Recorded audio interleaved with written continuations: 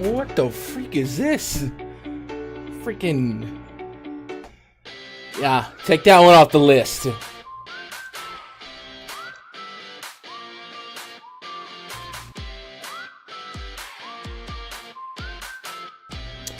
These songs suck. I didn't have a royalty-free playlist. This is horrendously bad, actually. I don't think I'm listening to this. I don't think I can. Oh, God. Find me something else. There, this looks good. If it did. What's up, guys? Happy opening day. March 27th, 2025. At least the opening day on our side. Dodgers and the Cubs kind of skipped the line. We are back in action. Grinded out some YouTube content for the entire baseball season with a commitment to just baseball content. Because life is crazy. Okay, this song sucks too. I don't know, man. I'm going through. We're working on it. We're going to have to iron out all the ruffles, the wrinkles, the details. These songs suck. What up, Obi? Screw it. Acapella, whatever. Whatever, dude. Hey, man. It's good to see every one of y'all as well. I'm doing this really late at night. I didn't really announce a start time because I have been just running around in circles trying to get everything in order behind the wall at MLBgrind.com. And there's still so much work to be done, but I wanted to put out a little bit of a preview so I can get a pulse on the opening day slate. And we can at least open the book, crack the seal, pop the seal, whatever they say, and get things going on the 2025 MLB season. Hopefully you guys have been awesome in my absence. For those of you guys that didn't catch my little return video, man, last 2 years have been crazy, and they continue to be crazy. And I'm fortunate, blessed, happy about the crazy. And life without a little crazy would be boring. So I've been missing, and I've been grinding a lot. We're doing wrestling, we're doing just a lot of real life business stuff. Been grinding a lot, but man, do I miss grinding sports and talking sports a lot. And even last year, Yankees make the World Series. It was a really epic year as a fan. Your team makes it, but I felt a little disconnected from baseball because of the fact that I didn't have to go through every single game, every single team, every single day. And I kind of miss that. As psychotic as it is, I kind of miss that. So this season, I was like, man, how do I get back into it? But also understanding, hey, DFS, the community is not, the ecosystem is not what it was. There's not as large of an influx of incoming players. The game is all but solved. And with sports betting becoming widely legalized and accessible, the more 18, 19, 20, the new kids on the block are going more to prop betting and stuff like that. So I'm not trying to come in, kick the door open, and do everything that we used to do. I'm trying to serve my passion, satisfy my urge to grind and follow everything going on in baseball.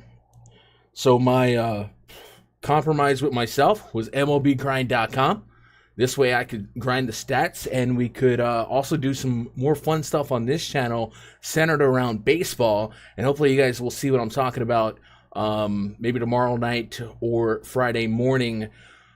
Got a lot of cool ideas that aren't just inside of the DFS bubble regarding baseball content, but also kind of staying around the fantasy and sports betting realm. So it's kind of a moving situation, and we're just kind of calling it on the fly and figuring it out. But Yeah, you guys let me know too what you guys are interested. I always felt like we were pretty good here at being give and take, although baseball is a lot less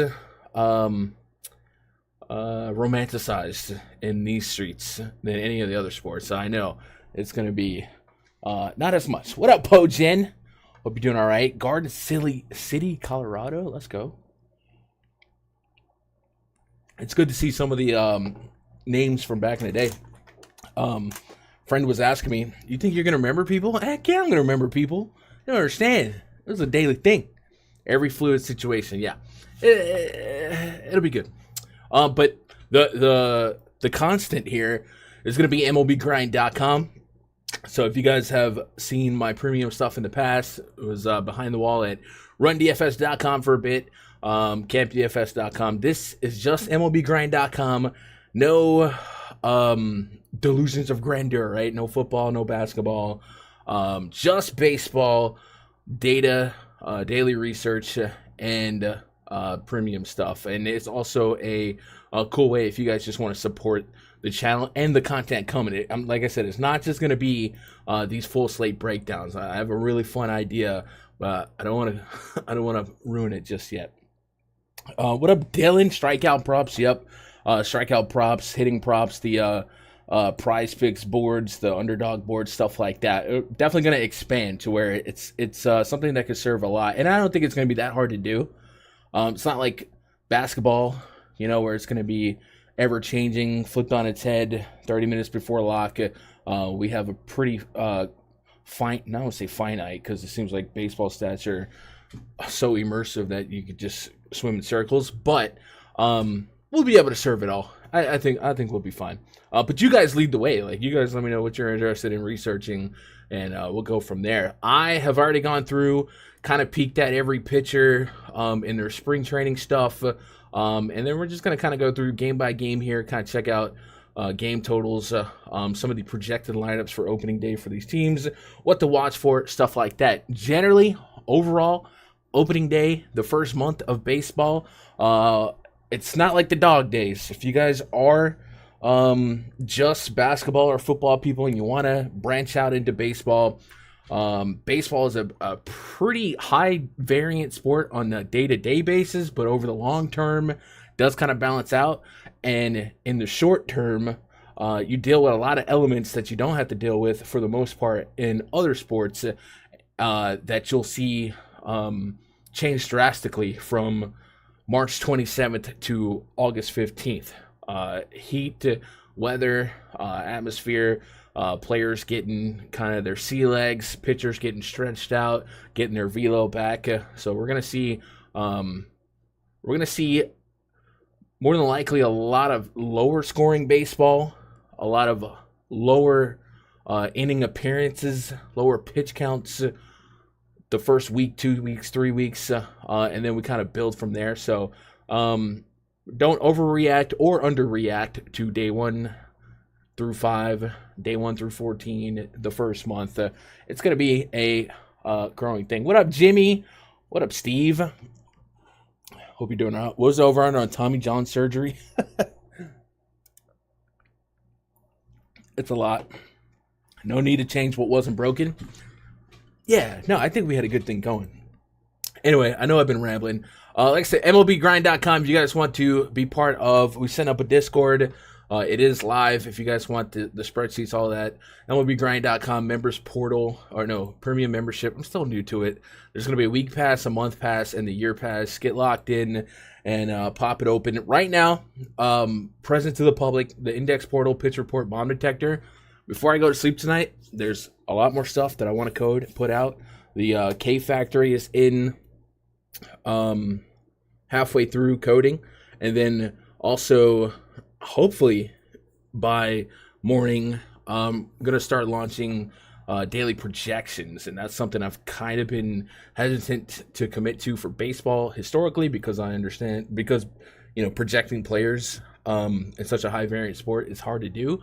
But I think everyone's kind of big boys now. We're all grown up. We understand projections are just that, mathematical formulas. And I think everyone will be cool with with the variance and projections, and everyone needs projections in this day and age for DFS. So we're going to be looking for projections. We're going to be looking for a strikeout factory, and then we're going to keep building off from there based on what the community is leaning. If a bunch of you guys sign up and you're like not really playing DraftKings, Fanduel, but you are grinding props or PrizePicks or Underdog, then we're gonna go with the flow of traffic. So let's get it going. What a damn run. Oh, the other thing, guys, is since this channel has been dormant for a couple years, you guys saw it in my last video, basically YouTube's like, yeah, you can't be monetized until you get like 1,000, I think it's like 1,000 hours watch time. And also, because a channel was dormant, we're likely not going to be pushed out to other people's recommended as much. I think I'm going to be able to cut the line in a lot of areas because of how small the niche is for when people are searching baseball picks. But if you guys can help me out, hit that thumbs up. If you're not here live, you're watching on delay or on replay, leave a comment.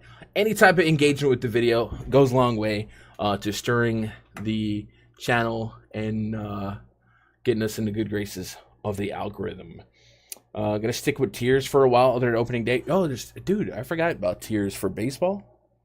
We'll get it going. Anyway, let's start looking at baseball, and we'll keep blabbering as we get through. Game number 1. So from what I understand, I believe this game is just on Fanduel.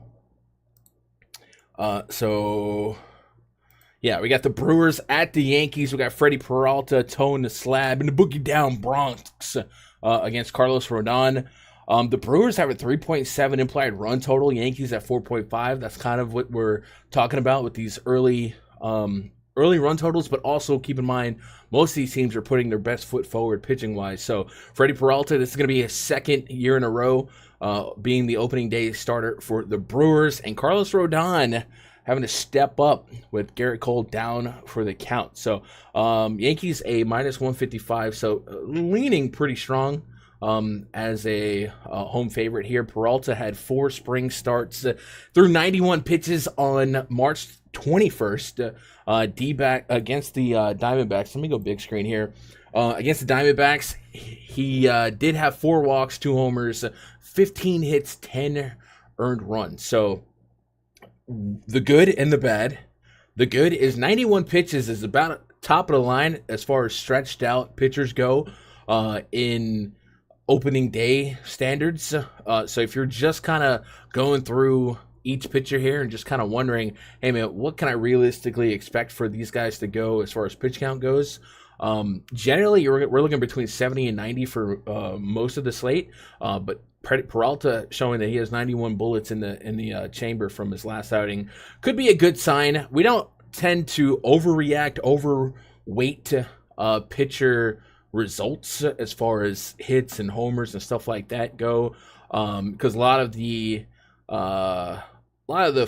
focus on spring training is to just stretch out and be in condition for opening day.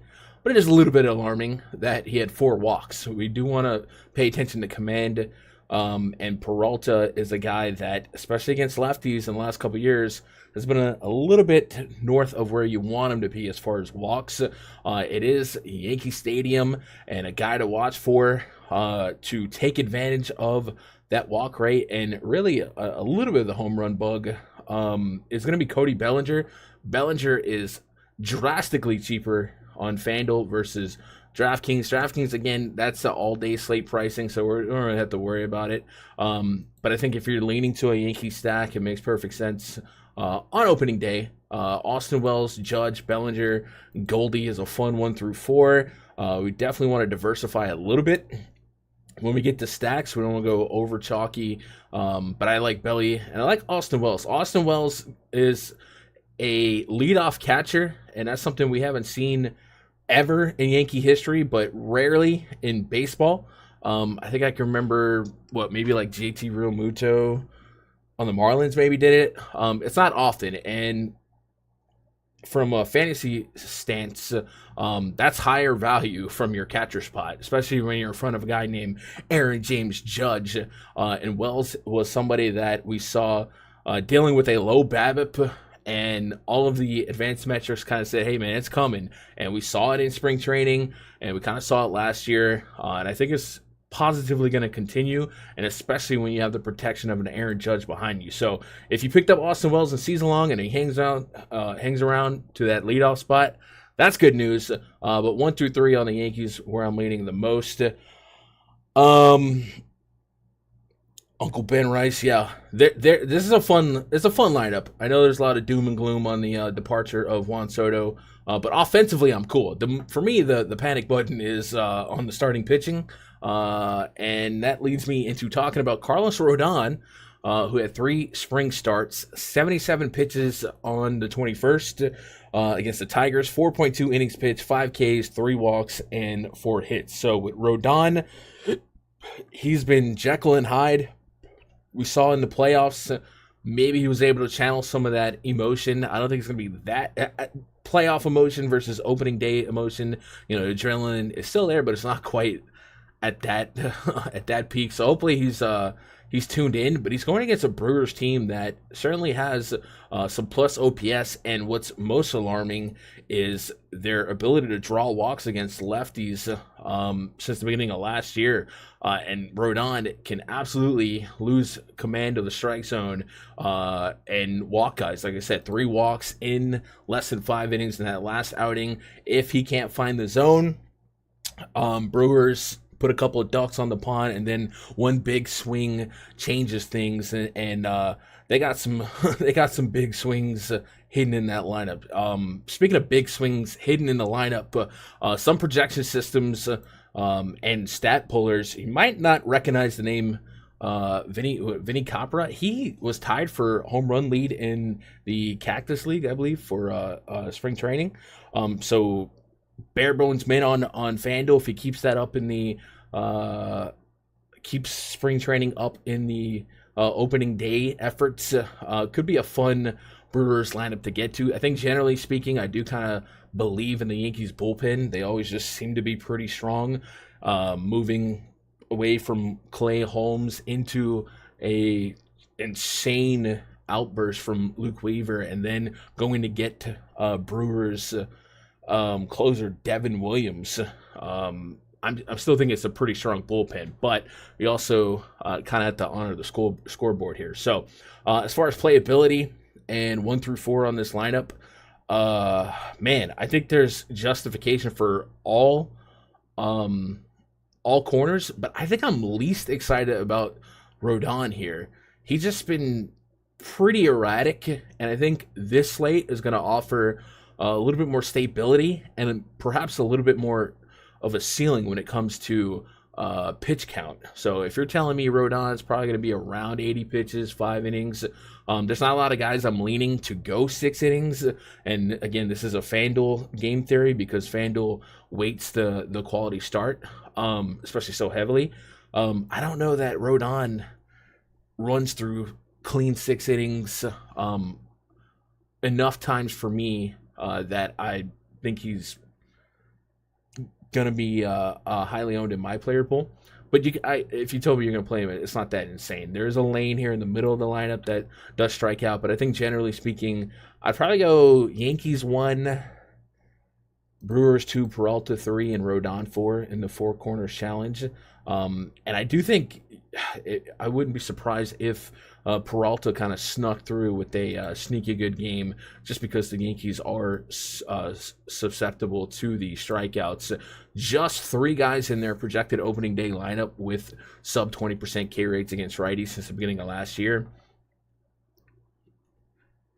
You guys know the volatility of this Yankees lineup. I also think that the bottom half of the Yankees lineup could be a little bit more fun for small ball. They didn't go with the Jazz Chisholm leadoff. So once you get 1 through 4, you know, the big boppers, OBPs, and big swingers, you get a guy like Jazzy, Volpe, Jason Dominguez. These are some good speed guys. So you might be able to scoop and score a couple stolen bases in the bottom lineup. Let's get caught up in chat. What up, Corey?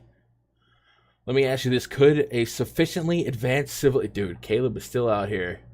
Caleb is still out here with the ridiculous... What up, Quinn? Carlos Rodon is like AJ Burnett from 15 years ago. Either really good or really bad. MVP of what? What was it? Game 2 of that World Series? Could a sufficiently advanced civilization create a universe where beings believe they are self-aware but aren't? And if so, how would they ever know the difference? Yeah. I went to the gas station today, buy a couple Ghost. And, oh, man. I don't want to say this negatively. I don't want to, like I'm speaking down on somebody. But, man, the cashier was an NPC, bro. Like, hi, friend. Can I get you anything else, friend? That'll be 5 whatever. Like, it was like AI talking. So, in my mind, I was like, dude, this guy's an AI, and I don't know if he's aware that he's AI. So maybe, Caleb. Maybe.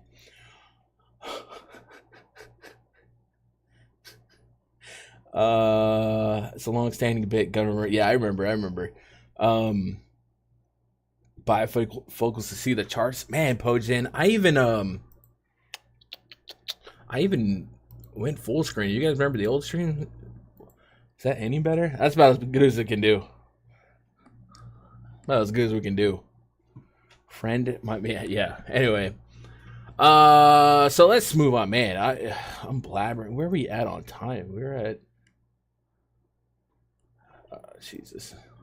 I talk baseball a lot, guys. Usually the Yankee game gets the most coverage, though, so whatever. What happened to the Bangs? Yo, Bang got bought out. I don't know if you guys heard about that.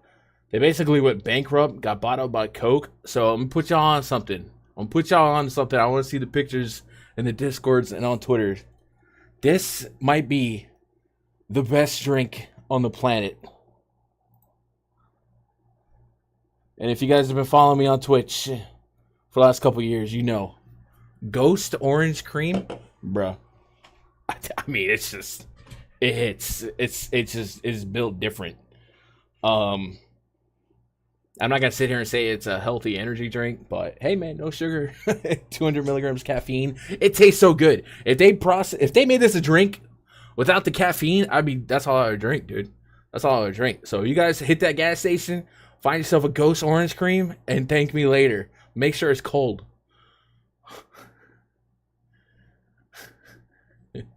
Pop Bang. Yeah, I don't even really see Bangs around here anymore. But let's move over to the Orioles and the Blue Jays. Next game on the docket.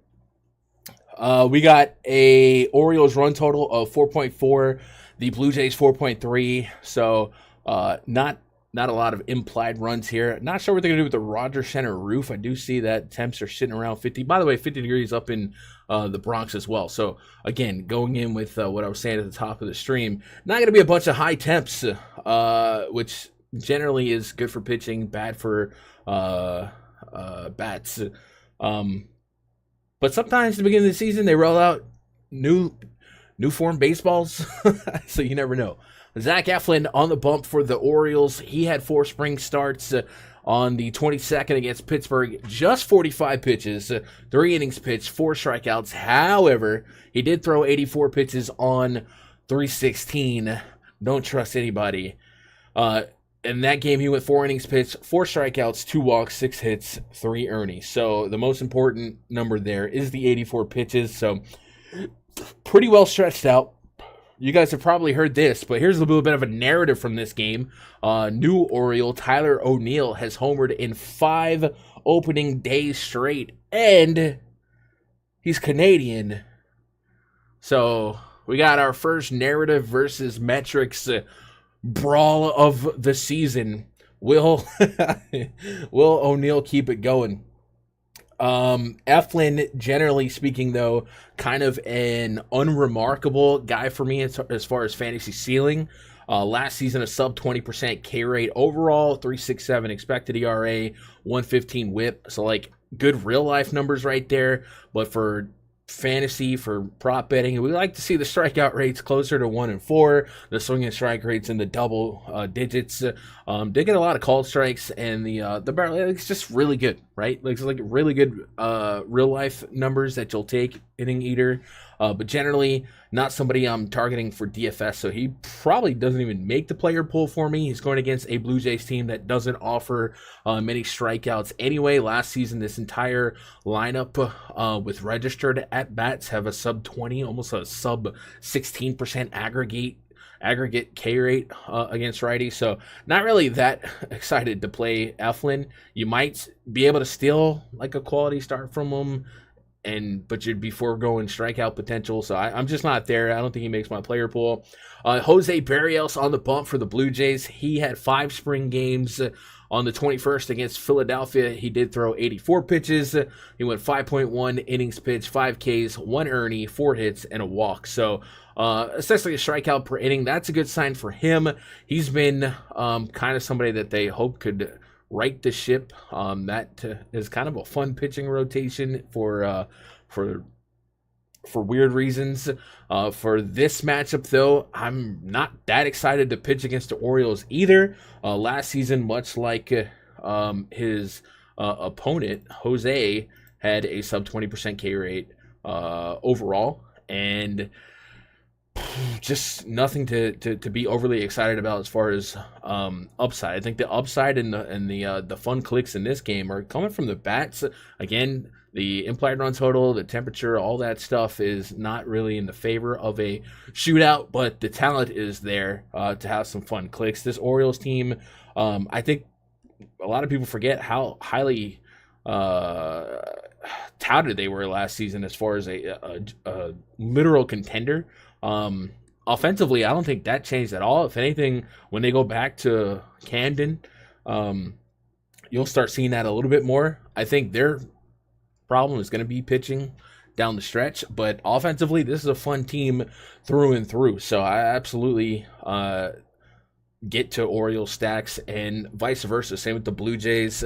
I'm almost more excited about the Orioles team than the Blue Jays team as far as the stack wise goes, but Vladdy Jr., if you're looking for one-offs, I think Vladdy Jr. makes a ton of sense. A little bit of instant revenge game narrative with Anthony Santander. And then Andres Jimenez is pretty cheap on Fanduel. Could have a couple of RBI potentials if guys get on base in front of him, and he holds on to that cleanup spot. So if we had to go 4 corners on that one, I think I'm going Orioles, Blue Jays, Barrios. And I'm not that keen to get into Barrios, and I'm really not there on Eflin. Yeah. If we had to isolate some one-offs for power, Eflin did have a home run bug against both sides of the plate last year, over 160 innings of sample size.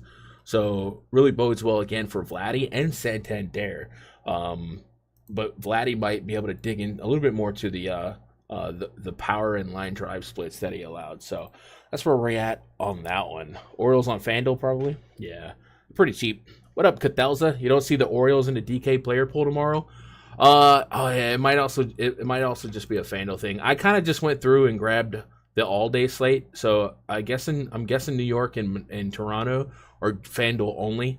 So that's my bad. I went and got the all-day prices from both sites, so I'm just kind of like speaking generally. Obviously, if you're playing that DraftKings, is there a 2-game slate? Everyone's in play. But I'm just kind of spitballing, freestyling out loud. Sorry for the confusion. We gotta get some rust off. You know what I mean? 2 years, guys. Come on, come on. I'm out here talking to myself. You like Ghost products, Boda? I do too. I like other flavors too, but man, this orange cream is just different. Colors remind me of the Gravitron and the Cast.prop app. Yeah, so this little screen here, I made this in literally like 40 seconds. In my mind, I knew I was going to do a stream tonight, and then I scheduled the stream, and then I was like, holy crap, I don't have overlays. So I made a really quick intro and a really quick overlay. So give me a week to fine tune it a little bit more, make it look a little bit better. Also, I got a couple affiliate partnerships that we're ironing out the affiliate code, stuff like that. So you'll see more banners and stuff. Yeah. Next game on the docket. So now we are cracking open the DraftKings book.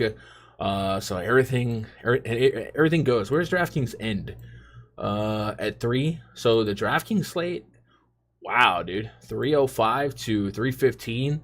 That's fun, dude. And it locks within 10 minutes. Oh, dude. That's a lot of fun. FanDuel, I mean, don't get me wrong. Make some money off the Yankees. That's cool. But, man, a 10-minute lock and you can just sit back and enjoy some baseball. I dig it. I like that. What up, Ariel? We'll be doing all right.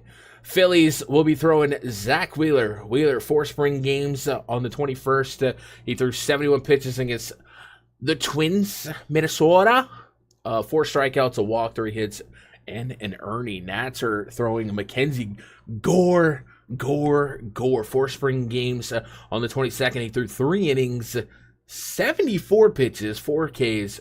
So they didn't want him to go past that, but he did throw 90 pitches against St. Louis on the 17th. Mackenzie Gore's probably not somebody that makes the player pool just because of his kind of scary advanced metrics, his whip being in excess of 1.4 the last 2 seasons. Expected ERA is kind of elevated. Again, strikeout potential's there, but I think the strikeout potential in a guy like Gore, when we're kind of dumpster diving, that's going to be more for like day 4 starters in June. Not on a slate that has Paul Skeens, you know what I mean? Skubal, Snell. Actually, Skubal and Snell might not be on this slate. The aces, right? So I don't see myself getting to Mackenzie Gore. I'm more likely to pick on him. Just incredibly high line drive rate to both sides of the plate last year. So good spot for the Phillies.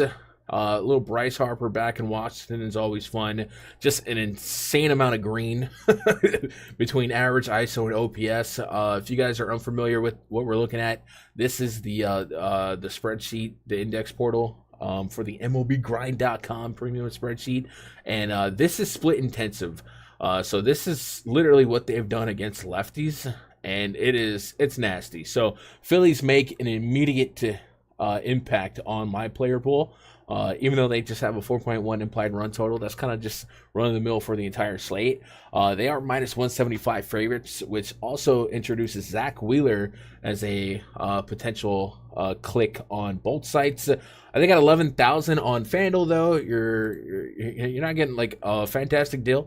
He's second to just Paul Skeens, and behind him are guys like Chris Sale, Sonny Gray. I think as far as stability, floor versus ceiling, he has a higher floor than a couple guys behind him. And the fact that you're getting to double digits on FanDuel, more than likely on any given slate, I would want to feel comfortable about getting through 6 innings to get that quality start at that price on FanDuel. If there's a slate to let it go, it might be the first week of the season, or when you get later into the schedule where there's a couple 4-game slates, stuff like that. So I will say he doesn't really got that going for him either, but he's still a super solid pitcher. Last year, a 30% K rate, 2 righties, over 30% the last couple seasons to righties. This Nats lineup projects pretty lefty or switchy lefty heavy. So we can maybe take a peek at his lefty splits a little bit harder. A 4+ xFIP the last 2 years against lefties. Last year led up a lot of homers to lefties, 1.35 home run per 9 with a 35% hard contact rate. He had an 8% barrel rate. That was up 3% from the year prior. And that's, both sides of the plate. But his swing and strike rate's still there. His overall K rate's still there. So it's kind of a good pitcher, kind of freckled splits against a Nats team that doesn't hit for great average. Some OPS gets a little scrappy. The walk rates aren't that incredible. Just James Wood and Nate Lowe with over 10% walk rates, and the WRC plus kind of run-of-the-mill. So I think Wheeler does make the list here. If we go 4 corners on this game, I think I'm going Phillies offense, Zach Wheeler, probably no Gore. And then I don't see myself stacking the Nationals ever. But if I get to the Nats, it's probably just looking for a cherry pick, maybe a win or a bell. But yeah, I think that's where we're at there. Only 3 sides of this game I'm kind of with. Almost 60 degrees out there in Washington. So give me some Zach. Give me some Zach. In the shadow of Paul Skeens, I guess if you're an ownership hunter at that point, people are just gonna click Paul Skeens. So maybe you play Zach Wheeler tomorrow, and what you're sweating is that he outscores Skeens. If he scores the same, it's probably just a wash. But yeah, you probably get him at a third, right? What's up, Darnell? Hope you've been all right. Sleeper team to make the playoffs this year is the Reds, especially if their pitching staff stays healthy. Okay. Kikuchi, Bellinger, Chisholm, Cabrera, Lindor, Churio, Yelich, Alvarez, Goldie, and play if you want your hopes and dreams crushed like a baby seal on old Greenpeace videos. Holy crap. Woods one off for the Nats. Yeah, his row in the spreadsheet is popping. Make sure. Last season, 29% K rate. Let's 264 average. He does.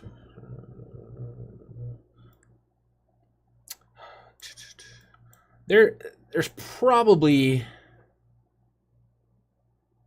a little bit of inflation in the numbers that we have, and that's why he's popping like he is. But 180 at bats last year against righties with 8 homers.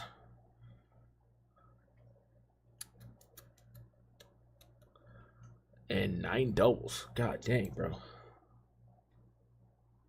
Was that fluky? I didn't watch a lot of Nats last season. I was busy getting hit with steel chairs. That feels like unsustainable numbers, but still, there's some pop in that bat, right? 10 homers in the minors. That's probably why he got called up. Yeah, I think we get there as a one-off, swinging for the fences here, taking advantage of Wheeler's lefty home run bug problems. But I always say that, hey, man, if we see that he's a problem, I feel like the millionaires drawing up the the pitching plan sees that as well. But yeah, 3,200 on FanDuel. Maybe that's a sneaky 1 percentile that sneaks into that random double dong, right? So yeah, that would be the only guy on the Nats that mathematically makes sense for me as a one-off. But obviously, I'm way more in the Zach Wheeler side. With no stack really standing out based on run projections, will you do less stacking tomorrow? No, I think stacking still is just time tested. I think there's usually always going to be a stack that even teams that score 4 or 5 runs, you'd be surprised, man. A couple of doubles, stolen bases, 2 homers, something like that, kind of does put a stack together. And it's just easier to throw a net over the high correlation of baseball scoring than it is to kind of one-off everything. I think you could make the case that maybe you lean more on 4-man stacks on DraftKings than 5-man stacks, or maybe don't go 4-4 or 4-3 on FanDuel. But I think stacking is just king. I don't think the bigger the slate, I don't think I think it's more likely to hit the perfect lineup in like revisiting the slate. You start extrapolating the highest scorers, but I still think you look at the top of your multi-entry contest. This is all going to be stack based. But it would be fun in single entries to not be super glued to one stack, or maybe go 3-man. But not a crazy thought. I just think when it comes to clicking buttons in a simulator or optimizer, I'm still going to lean pretty heavy in stacking. Woods and Abrams was nice with random no-name Nat punts. Yeah, Abrams is kind of expensive on DraftKings. 34 on FanDuel. I guess for FanDuel's sake, that's also kind of expensive too. They're priced appropriately, I guess, based on the numbers. I don't super sweat pricing in baseball. I think you guys will come to find that. There is value in every DFS sport, But for baseball, for me, it's almost like, all right, it's a lot. Go get some fantasy points, right? Like, I'm not going to be upset if Bryce Harper gets 10 to 13 fantasy points. That's the expectation at his price point. But you won't hear me say too much that this guy is too expensive or and I can't touch him unless they start exceeding the 6K range on DK, and then it's just like, all right, you're implied for a homer at that point, and then you just kind of pivot. So, yeah, I'm with you on that. I'll make sure I'm not missing anything. All right, cool. Let's move on to. I didn't really stop and look at the first couple games here on like PrizePicks and Underdog. I see that it's changed a lot. I was looking at it a couple weeks ago for basketball. See if they've added a whole lot. It's not just over under, right? You get on this goblin stuff, you get the multipliers, even on Underdog as well. So it'll be fun to peruse that board throughout the season. I don't think I'm gonna spread too much early on. Maybe we'll look at the strikeouts though as we get a little deeper. And man, some of these are really tempting. They got Freddie at 6 Ks.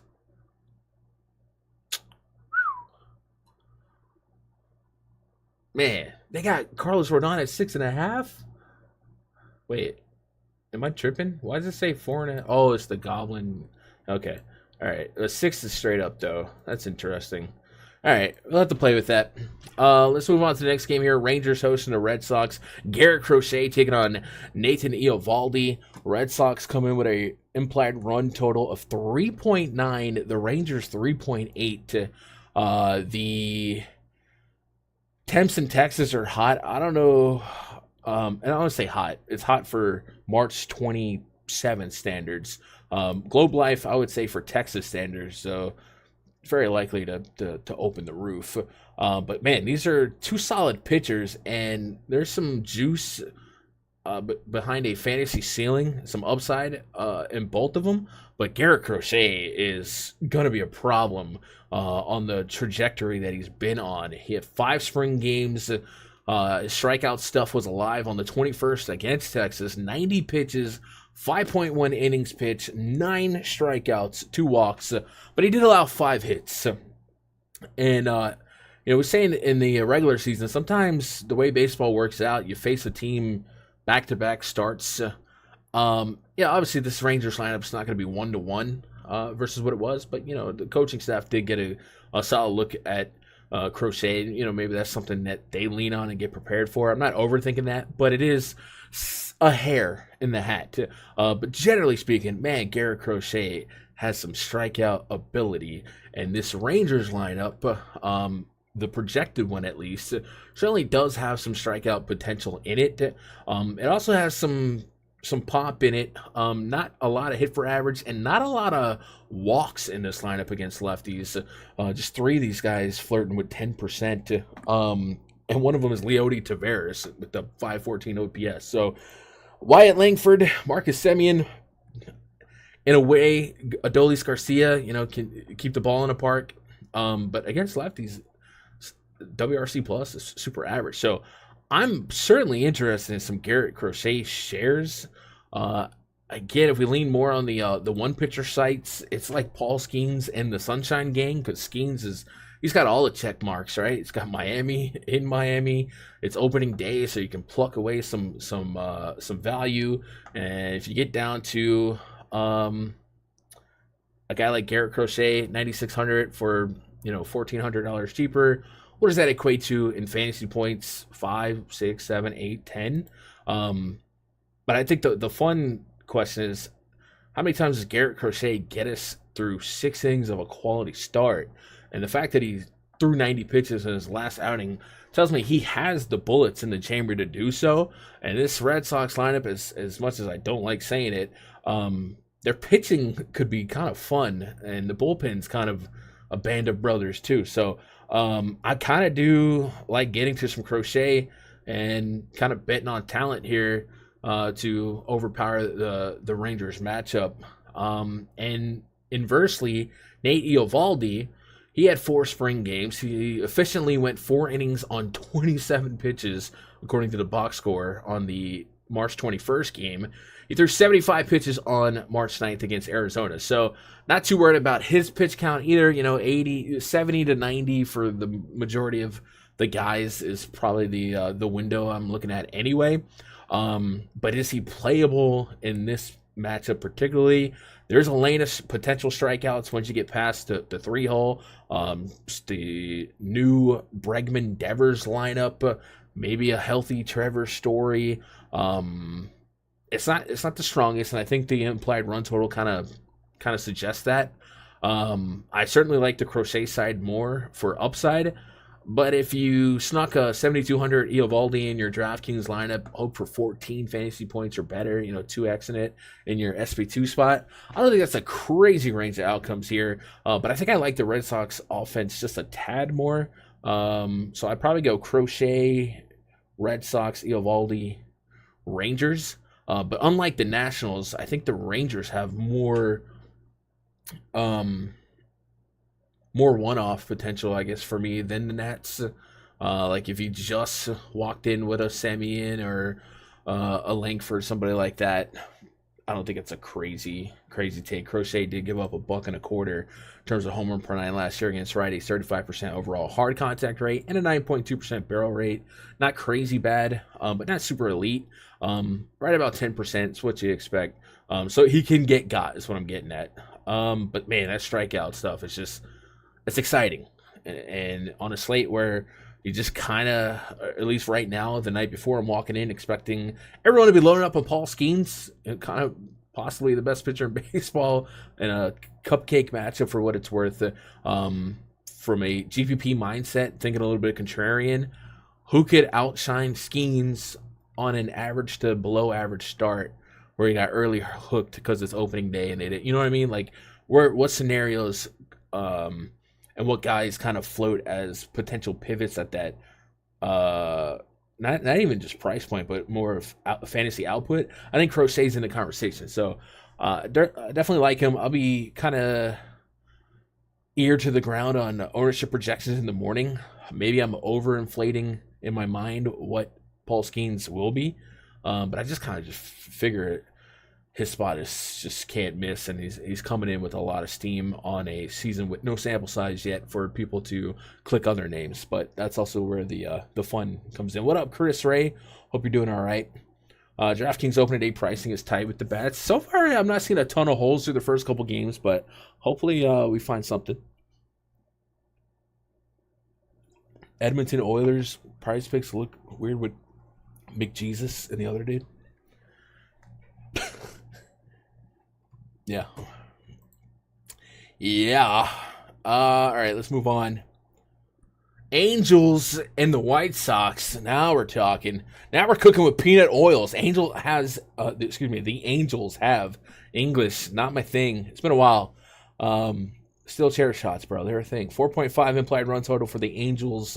3.7 for the worst team in the history of history. That really didn't change much, and man, does it get bad today. Pre-flop. Let's talk about the pitching first. You say Kikuchi on the bump for the Angels. 3 spring games on the 21st against Colorado. He went to 88 pitches, 5 innings, 5 strikeouts, 2 walks, 4 hits, over a K per inning throughout the entire spring campaign.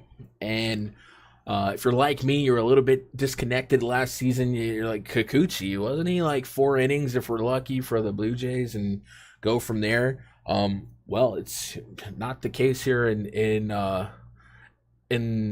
Los Angeles of Anaheim. So Kikuchi is very interesting to me. 28% K rate last season overall, 12.8% swing and strike rate. He gets the worst team ever. Have I mentioned that? And man, I don't know if I've ever seen an entire a -7 WRC plus against left or against. Wait, I got the wrong. All right, it didn't get much better though. Jesus, got 2 guys with a plus WRC plus against lefties: Andrew Vaughn and Lennon Sosa. Everyone's batting under 200 except those 2. No ISO. Strikeouts are there. There's a lane here, 3 through 7, where it gets a little scrappier. It's been a while since I woke up to play Yusei Kikuchi. 6,900 on DraftKings. I might do it. The matchup is as I don't know if there's going to be a better spot for me this season where I'm going to be interested in playing Kikuchi. 20 plus fantasy points. You look back into the regular season of last season, and to his credit, and the price point, everything makes sense. I think this guy is absolutely an SP2. Right now, if I fired off a single entry and I wanted to just take some schemes, I'd probably pair him with Kikuchi and kind of go from there. On FanDuel, I don't think I'm as enamored by it, but I'm not there. I think you guys might remember I'm pretty pay up for pitching generally on FanDuel, you know? Yeah, even if Kikuchi kind of matches somebody that he shouldn't, you still got to get the other pieces right, so I do kind of sell out for the floor. But on DraftKings, an efficiency site, quality site doesn't really matter. You're not going to get taxed for the or you will get taxed for the hits and walks. But I think 6,900, man, there's a real case there, matchup considered. I think that's a slip of the price. Or we're just talking about how the bats were tight. I think we could take advantage of that price. So give me some Kikuchi for sure. On the other side, Sean Burke. He had 4 spring games, 87 pitches on the 21st against Cincy, 3.1 innings, 2 strikeouts, 4 walks, 6 hits. I went and digged around a little bit in his minor league stuff, and he seems to be that atypical, up-and-coming, high strikeout, high walk problem wild pitcher. And in his last spring outing, we saw a little bit of the walk issue coming up. I don't think I get to talking to myself to be that contrarian in Sean Burke. I just think the gas can potential is there. Especially that one thing it looked like he struggled with in the spring training was kind of channeling his emotions.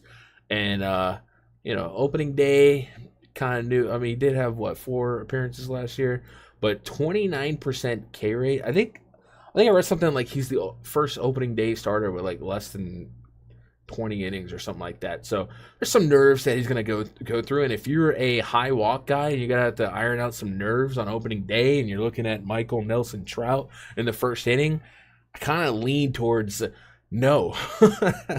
But if you want to take that chance, sure. I don't think I'm there on opening day. I just think, what is is the squeeze worth is the juice worth the squeeze? I just don't see it with his crazy walk numbers. And even if he does well, he's really got to outshine so many other guys, and the other pieces have to fall in line as well. So not getting to Sean Burke, which gets me definitely to guys like Mike Trout. Trout on FanDuel, 3,800, 5,100. You're not getting in an old and injured discount. You're getting Jorge Soler on the squad now. The rest of this lineup, I think, is such a conglomerate, a gathering of guys that were all supposed to be great or good, and just kind of haven't put it together. Maybe Michael Nelson will kind of lead them to the promised land and going against a historically bad team, not just offensively, but pitching wise as well. Maybe there's some hope for chipping a chair between the Angels players. But with that said, looking at implied run totals, Angels are, they're like top of the pack, right? So how does that feel?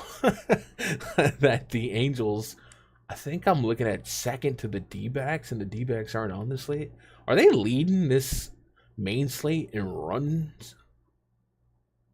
Ew. That just feels wrong. But baseball is baseball, so 4 point, it's right up there with the Yankees and the Orioles. Yeah, I don't know. I think that's a. I got to see what the ownerships are in the morning, because man, it doesn't feel great to load up on Angels. I think I hope that the world thinks that as well. Also, the bottom half of this Angels lineup, not much for walking. Maybe the hitting coach kind of say let him earn his strikes. But 1 through 4 could certainly get you in a Jimmy Jam with a 10 to 11% aggregate walk rate against righties since the beginning of last year. So, gonna see what Sean Burke is made of. That's for sure. Let me hold a week pass price. What? I don't know what that means. Everyone in Fanduel just get a K per inning and a grind out some innings if I keep pitching. Hoping for 2025. Yeah. What do we have props on Burke? See what the books are kind of. We do, kinda, not really. 4.5 overall. I like baseline 4.5. That's about right, I guess. They didn't give us one on walks, huh? Oh, they did 2.5 for walks. Oh man, bottom half of that lineup kind of scares me for walks. I don't know. Might take a shot on the White Sox against Kikuchi. All right, I'll tell you what. If I was in a coma for 3 years and I woke up and you were like, "Hey, Gun, the White Sox are getting a lefty and it's Kikuchi, and this team has Austin Slater, Luis Robert, Andrew Vaughn," yeah, I could see it. Kind of been on history though. But I see what you're saying. Kikuchi, even though the strikeout stuff is there, home runs have been a problem on both sides of the plate for a while. So I don't think that's crazy. And yeah, we're kind of beating a dead horse here and laughing and pointing at the White Sox for how bad they were. Bet those guys don't want to be bad forever. They come out swinging tomorrow. So I could see them being a surprise. I don't think that's a crazy thought process if you're looking at Slater, Robert, and Vaughn. Michael A. Taylor, a little speed. Yeah, all right. What up, Unique? Hope you're doing all right. Stacking the White Sox a little ambitious, but I can see it. I can see a couple of the names, maybe a couple of one-offs, especially Vaughn. How's Vaughn looking at Bomb Detector? Actually, Vaughn's got to be up there. Yeah. Control F of Vaughn. He's not.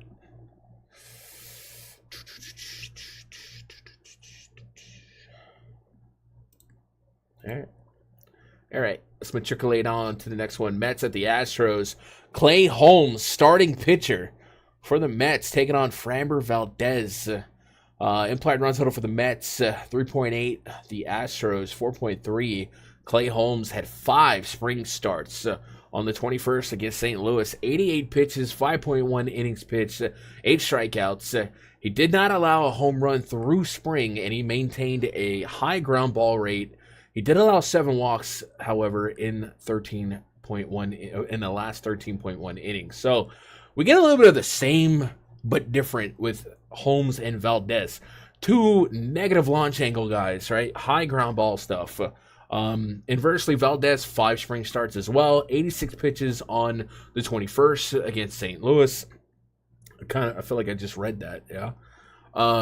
6 Ks, 2 walks, surprisingly, 2 homers. I kind of just lean that no. Like, I expect him to not be a home run guy.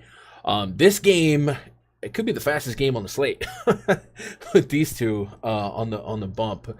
Kind of one of those, not one corner excites me, but I understand the argument for every corner individually, especially a guy like Clay Holmes, who I think early on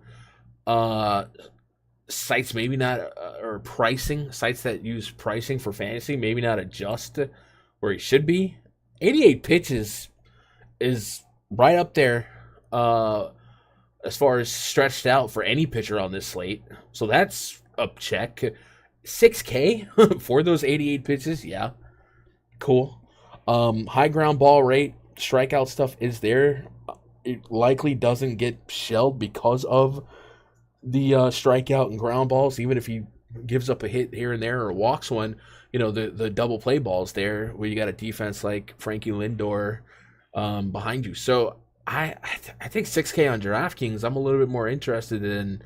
I might expect to be with my eyes closed when I hear Holmes against the Astros in this projected lineup. The Astros, not a lot of strikeouts.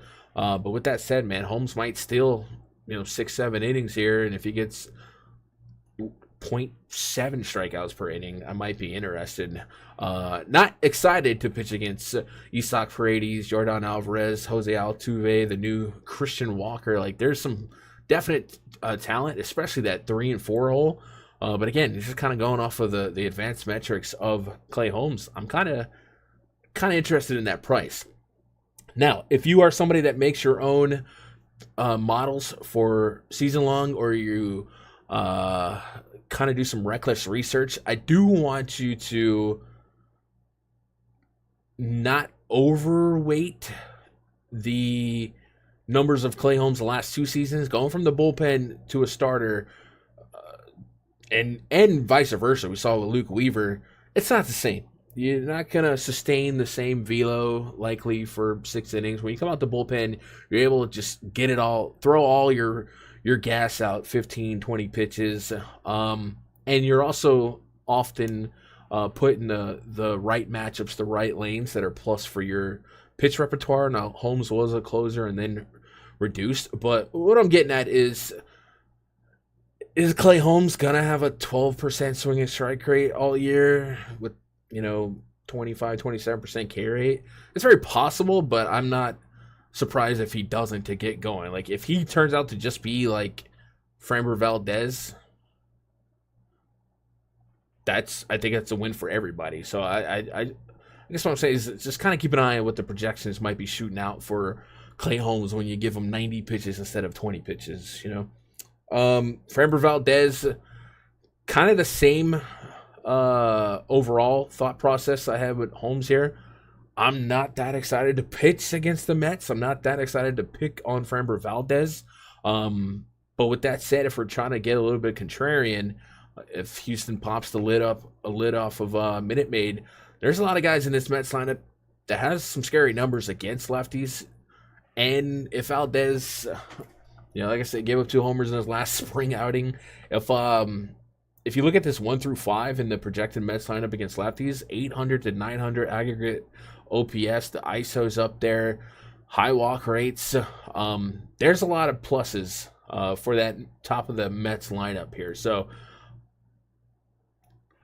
unstoppable force, immovable object. I mean, the average range of outcome is probably just 1 or 2 guys do good. But I think in a game of stacks and find teams in plus general situations, especially on opening day where some craziness, can happen and some guys might got short hooks, I think there's a case for the Mets.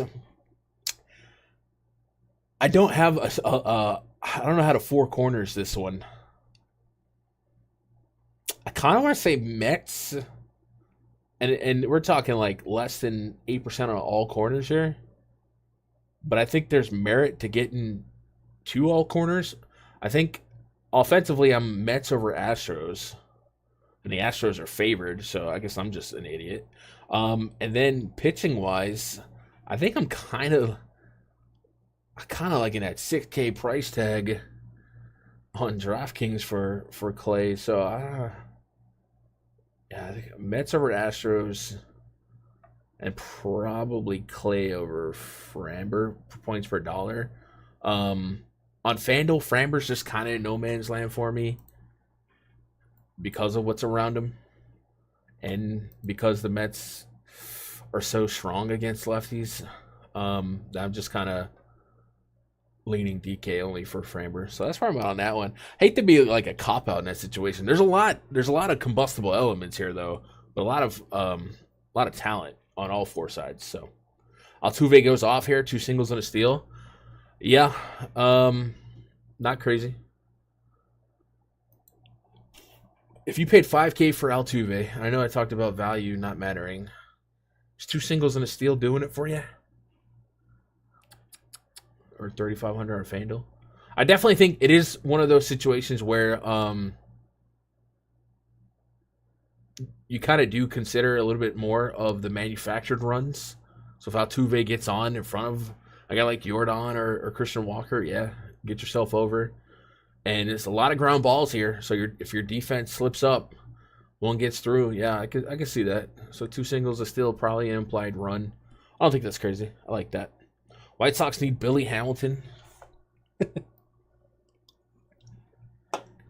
Let's move on. Guardians at the Royals. Guardians have a 3.6 implied run total. The Royals a 4. Tanner Bibby taking on Cole Ragans. For Tanner, 3 spring games on the 22nd against San Diego. He threw 85 pitches, 5.1 innings pitched, 5 strikeouts, a walk, 6 hits, 2 homers. Strikeout per inning, but there's some blemishes there. 6 spring games for Ragans, 85 pitches on the 21st. Through spring, he registered 22 strikeouts through 18.2 innings. However, he had a 0.35 ground out to air out ratio, a 395 average allowed, and 5 homers in his last 16.2 innings pitched. That's alarmingly different, I wrote, versus what we know him to be, right? So, let's go pull up his card on Fangraphs. Basically what I mean by that is he's a ground ball pitcher historically. And all of a sudden, in spring, it wasn't wasoning. Go to batted ball. Last year, 47% ground ball rate to lefties, 39% to righties. That's about what we got here, yeah. And then, like I said, in spring, a lot more fly ball outs. So I haven't swam too deep to understand what's going on there. Now the strikeouts are still there. You know, it could be a velo thing, could be a spin rate thing, could be a pitch mix thing. But it is something to keep an eye on. So not overreact, not underreact, and pushing back on whatever happens. Kauffman Stadium, it's just a tough park to generate power. The Guardians, not a team I look at for a ton of power generally, but this lineup does have a couple of guys you got to respect. And for the lefty here on the Royal side, you got to look at J-Ram. Noel, you got Carlos Santana still kicking it, but he's kind of a homer or single, right? And then Lane Thomas. So there's a couple names here I do like. There's a couple elevated WRC pluses. Reagan's is priced at 8,600 on DK, 9,800 on Fanduel. That Fanduel price, anything right there on 10K. Again, no man's land. But there's a case here, and I think on top of the good OPS, the good powers, the good WRC pluses, and the low K rates, there's a lot of high averages here. So we go back to that small ball thought process. There's some small ball with Stephen Kwan, J-Ram, some stolen base potential in there. So a couple of guys I don't mind. Maybe a handcuff, maybe not selling out for the 4 or 5 man stack, but a couple handcuff opportunities in here.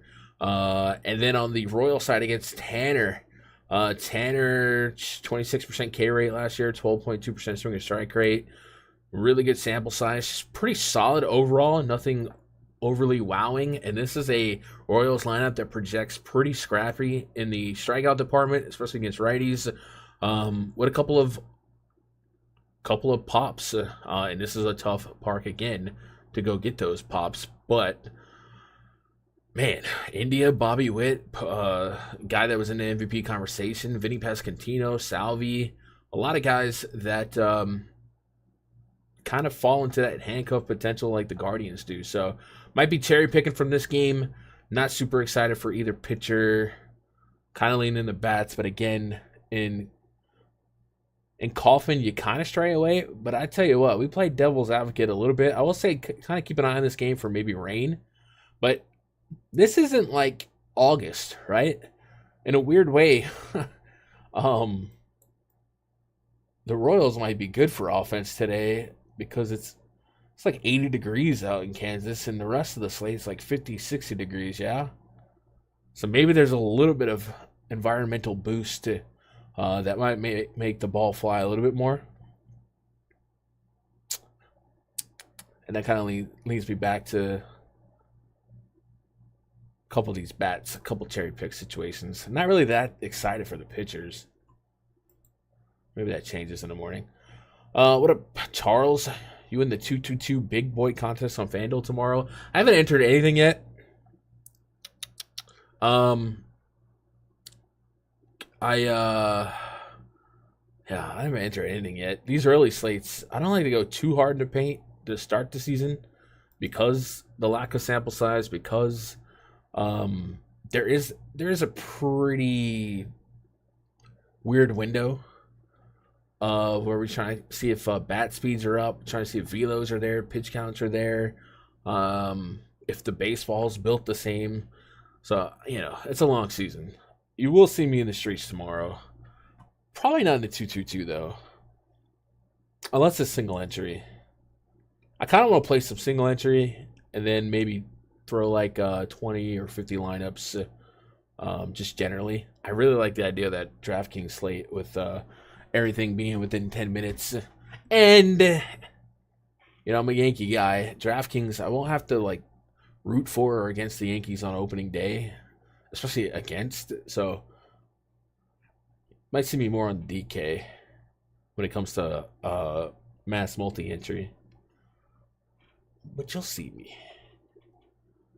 Let's move on to the Pirates at the Marlins. Paul Skeens on the bump for the Pirates. Sandy Alcantara on the bump for the Marlins. We got a 3.7 run total for the Pirates and a 3 for the Marlins. So it looks like the lowest scoring game of the slate has arrived.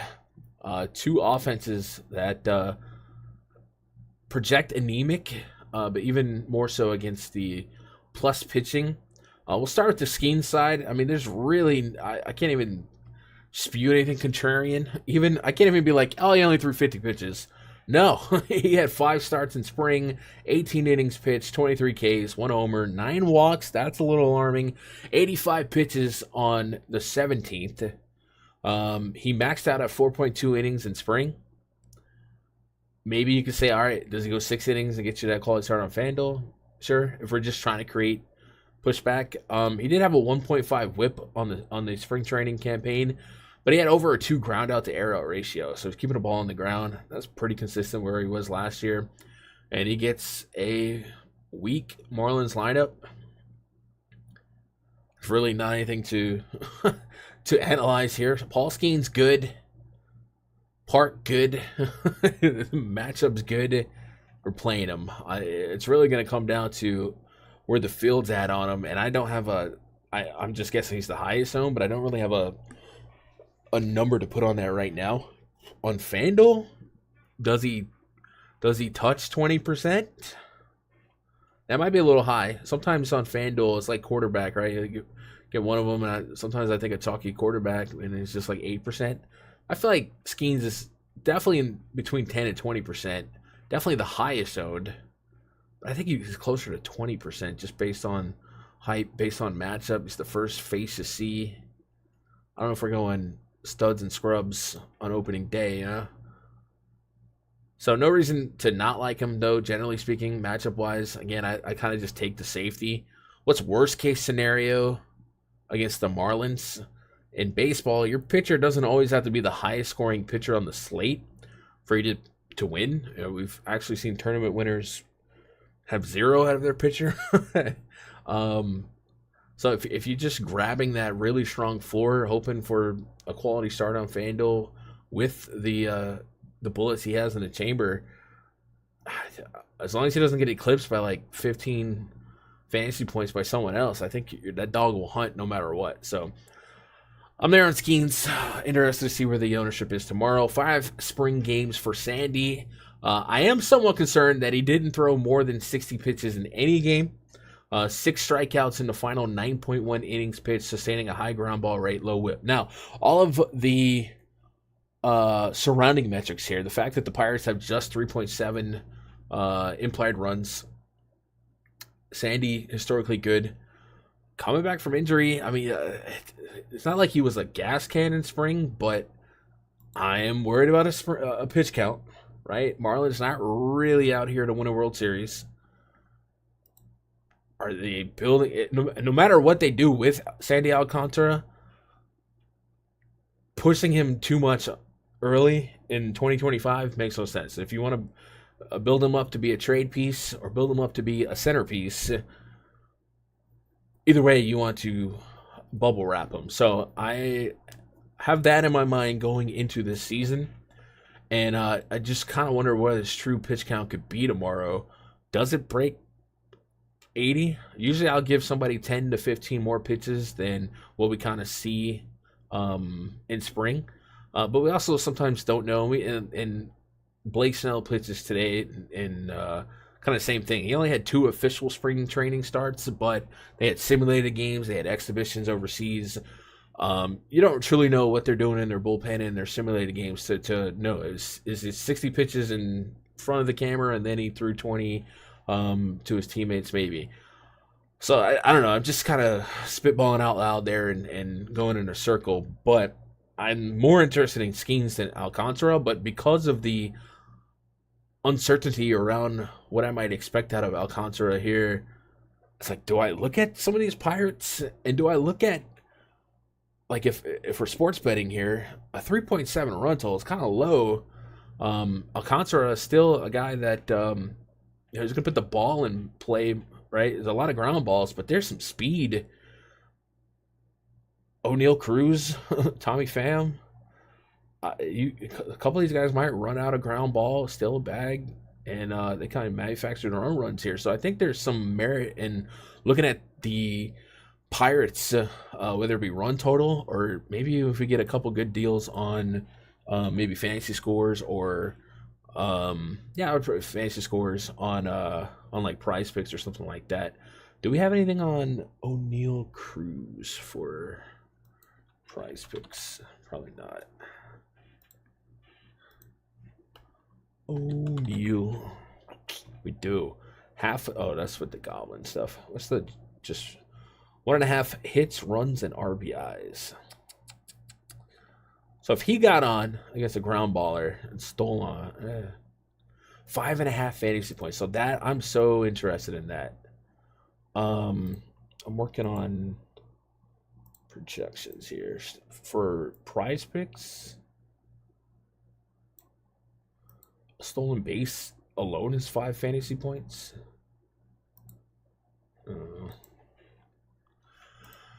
I mean, maybe I shouldn't waste time on the air looking at this, but I'm just kind of got the wheels turning here. 22 stolen bases in 2024. Man, I'm kind of seeing a path to some interest on the PrizePicks fantasy prop for a guy like O'Neal Cruz, based on what the projected lineup is and what kind of is at stake here. So something to keep in mind. Stack wise, I'm not that enamored with the Pirates, but if you ended up with a handcuff of like a Pham and Cruz, Reynolds, any of those 3, I don't think it's insane. No interest for me in the Marlins. I really couldn't even create a scenario where Skeens is implodes here, right? Like, who's the guy that sends him Yabo? I got nothing on that one. So just kind of agreeing with the world on Paul Skeens in this spot. What up, Edwin? Hope you're doing all right. Lack of sample size, you shook. I mean, yeah, lack of sample size, that goes for like everything for fantasy and sports betting. If you know baseball, you don't need any sample sizes? What? What? If you know baseball, you don't need any sample sizes? All right. Well, how do you know baseball without a sample size? If you know baseball without a sample size, you're probably racial profiling, if I'm being honest. We all agree with that, right? It's just like if a bunch of me's walk up to the plate. You don't have to know baseball to know it's not going to go well.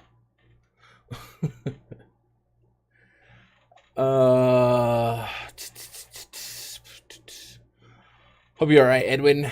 Maybe Xavier Edwards is one-off versus your pitcher. Nah, don't one-off versus your pitcher on opening day. The slate's too big. You want to one-off against your pitcher or take at bat against your pitcher. You want to do that on like a 4 or less game slate, something like that. Opening day, you don't want to do that. You don't want that. You get what I'm saying, dang lazy mofo. Like, bunch of gun shows walk out of the dugout. They're not stealing bases. Okay. You don't need to know. You don't need a sample size. That is the beauty of the betting space, though. You get people like that randomly, they don't usually last that long. They go off of BVP and narratives. Where are we at? Padres and the Braves. Braves have a 3.7 implied run total. Padres 3.4. Again, meager, no dinger run totals. Chris Sale, Cy Young, 5 spring games for Sale, 83 pitches on March 15th. His last 17.1 innings, he had 20 strikeouts, 5 walks, 3 homers, 194 average allowed, and a 2 ground out to air out ratio. So strikeouts are there, ground balls are there. That's good. Home runs are there. You know, Chris Sale every now and then, don't give them up. This is a matchup that you're not running to pitch against, but you do have some pluses. Generally a more pitcher-friendly park, but in the daytime in San Diego, again, kind of like the situation in Kansas, 65 degrees in sunny San Diego at 4 in the afternoon, 3 in the afternoon. That's a little different than our typical, night games that we see on the West Coast. So there is some pulse in the blood of the bats here. But Chris Sale's been just so really, really good. Both sides, you can easily justify him. But the matchup's just not what it is for Skeens that it is here, right? You want to go strike out Luis Ariz? Good luck, bro. You're right. Manny Machado, Xander Bogaerts. I mean, these are quality names. Fernando Tatis does strike out, but he also has a little bit of pop here. So I definitely lean the Sale side of things, but it's not like a snap call or anything like that. On the opposing side, former Yankee great Michael King, 4 spring games for him, 65 pitches on March 15th, 13.2 innings pitched, 13 strikeouts, 7 walks, 2 homers. In his last start against the Cubs, he went 5 innings, 57 pitches, 1 hit, no walks, 4 Ks. So looked a little bit better when it came to command. The Braves, kind of like the Padres, except a little bit more balanced. Not a team I run to pitch against. There's some strikeout potential there, and a guy like Michael King can strike you out. He has a large pitch selection too. So the run totals are just kind of say, hey, this might just be a slugfest as far as pitching goes, and maybe it's a 1-run difference, 2-run difference when it's all said and done. Names that kind of pop out here against Michael King, obviously Matt Olson. It's probably the guy I lean to. Michael King had a 38+% hard contact rate against lefties the last couple years. Hot line drive rate as well. So there's certainly a chance that Olsen swing can get into a King baseball and send it over the wall. And then inversely, Chris Sale hasn't had a homer problem last year. I still think he's one of those guys that every now and then get out to a slow start and then kind of finds it as he gets there. But it would be like a Machado that I think he's got to get through. Machado, historically, since the beginning of last year, 209 ISO against lefties, 803 OPS. There is some strikeout potential, but he's not like a free swinger 30% K rate guy against lefties, and he does walk. So I think that's the matchup to watch for Chris Sale, is him and Machado, as far as doing some damage. But I think all 4 corners in play. I think I'm at Sale top just because he's just been so good. And then I'm not full sending full stacks, but I do like the idea of a couple handcuffs. Is that a Profar revenge game? Yeah, sure, why not? 1 through 4, this projected Braves lineup is kind of fun. And then the Padres, against almost anybody, if you put Tatis, Machado, Xander Bogaerts in a lineup, I'll never point and laugh at you. So little mundane, but makes sense. Skeens is the lock pitcher. Seems that way, don't it? That man steals a lot of bags, but I understand. Xavier, yeah. Well, again, Catelza, it's not. I'm not dogging the play Edwards. I'm dogging the game theory or the strategy behind just picking anyone against your pitcher today. It's just not. It's not necessary. Like if you have him in your player pool and your pitcher, it's no big deal. What about Ozuna? He can't hit one out. Ozuna definitely can. Matter of fact, he kind of projects the best, just generally speaking. The average ISO and OPS, full on green for him. Let me see what his bomb detector rating came out as here. He's at 3.7. Nothing crazy. There's only 3 guys that had the super magic number. It's actually I'll give Churio 4. I'll say I got 4 guys that got me the magic number today. So everyone's kind of chipping a chair territory, right? Top end of everyone's pitching rotation that isn't on the IL today. So probably shouldn't expect a ton of homers. But yeah, Ozuna absolutely can. And if Riley, Olsen, Ozuna, that's probably the three-man lane that looks the best to me. I like it. Let's move on. Cardinals hosting the Twins. We're still on. Yeah, we're still on the main slate for DraftKings. Sonny Gray taking on Pablo Lopez. 3.9 implied run total for the Twins. 3.8 for the Cardinals. Pablo threw 5 spring games, 87 pitches on 316. His last 15.2 innings pitched produced 18 Ks, but 20 hits, a 1.72 whip. In his last outing against Philadelphia, he went 3 innings, no earnings, 4 Ks. So a little bit of positivity in that. On the Cardinals side, Sonny Gray, he had 4 spring games, 80 pitches in his last 2 starts, 14.1 innings pitched, 17 strikeouts, 6 walks. 5 of those 6 walks were in one game against Miami. Surprisingly, he had 8 homers allowed in the spring training campaign, and he allowed 2 or more homers in all but one game. The one game he didn't allow 2 homers, he walked 5. So kind of what's going on? The strikeouts were there, but is he still trying to fine tune some stuff? Well, he's got a Twins team that does have some power. High ISOs, high OPS through the top half of the lineup. Pretty high WRC pluses in the top 5 as well in the projected lineup. So could be a challenge. Now, with that said, Busch Stadium, pretty pitcher friendly.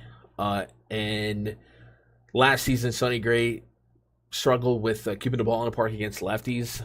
On the Twins side, as far as power lefties, Wallner, Trevor Larnach, sure. So there's some give and take there. This is going to be a 4 corners game for me. On the Cardinals, they're living life without Goldie, but they're not out of it yet.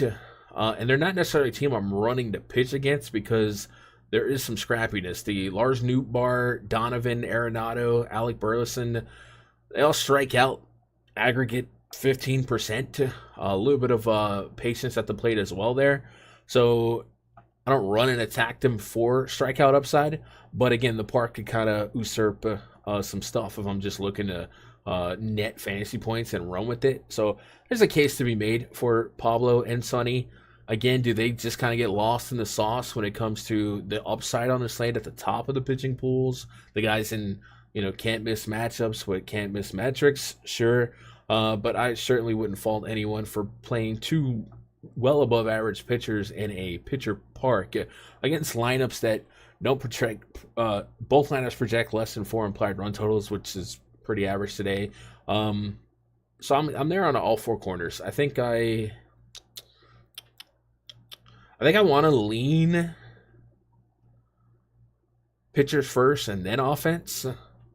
I think because of spring, there's a lot of questions with both pitchers.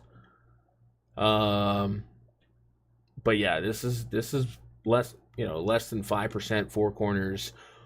I get it. Twins, I'm leaning really into that top 5 of the projected lineup against Sonny. And it's going to be a strong focus on 1 through 4. Not really super ecstatic. And then same thing inversely against Pablo Lopez. Yeah, he's got some strikeout stuff, but he does also allow some homers, 1.2 plus homer per 9 to both sides of the plate last year, and over 180 innings of sample size, and almost 400 innings of sample size the last 4 years. And the long ball has been a thing for him. So if you're looking to cherry pick a Cardinal for a second half of the slate homer, sure. Victor Scott. I think I saw Victor Scott hit one off of Framber Valdez. He's bare bone mins on FanDuel. Who would be the one guy I picked a homer off of Pablo Lopez if I had to do it? All right, let's see. Pablo. Let's go check out the pitch report.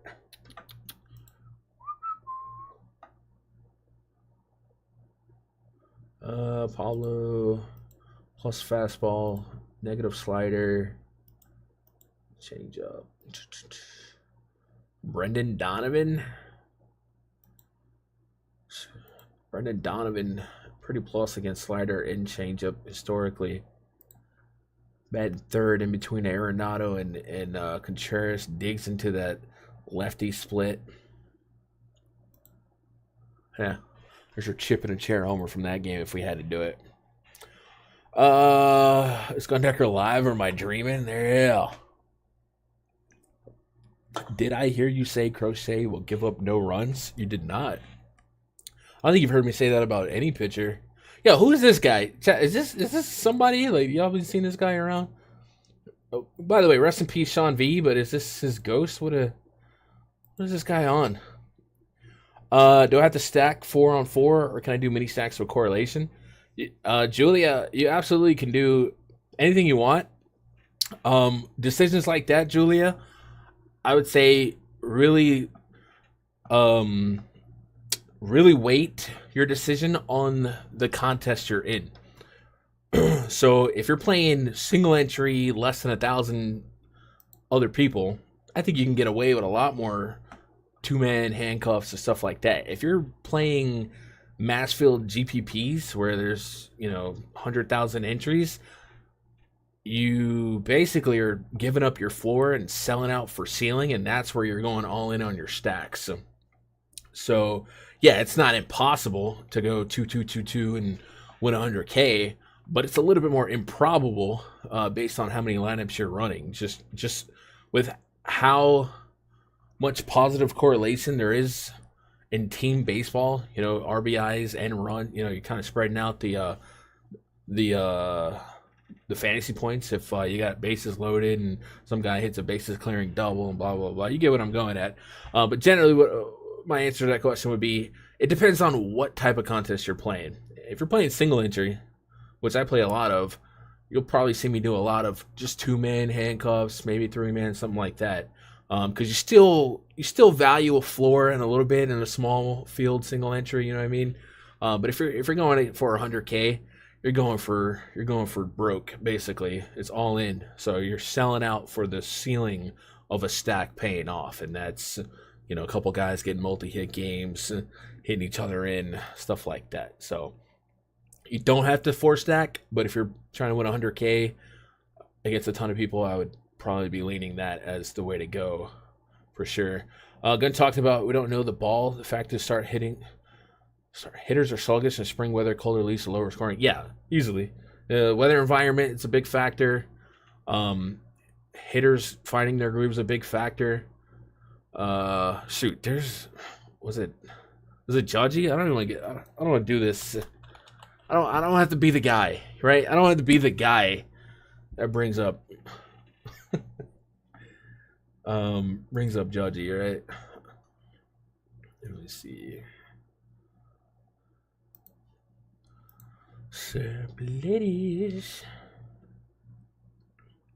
So Aaron Judge won MVP last season, right? And this is sample size again. Old boy in chat talking about you just got to know baseball. Aaron Judge had one of the greatest seasons we ever saw last year, right? But there was people legitimately in March and April calling for him to get benched, calling for him to go about why? Because in the month of April, with the end of March included, he batted .207, 10 ground into double plays. He had 6 homers. That's not, for most people, that's not bad. He had 38 strikeouts. And that was just not, you unloaded the Brinks truck and brought this guy in. He's doing that for you.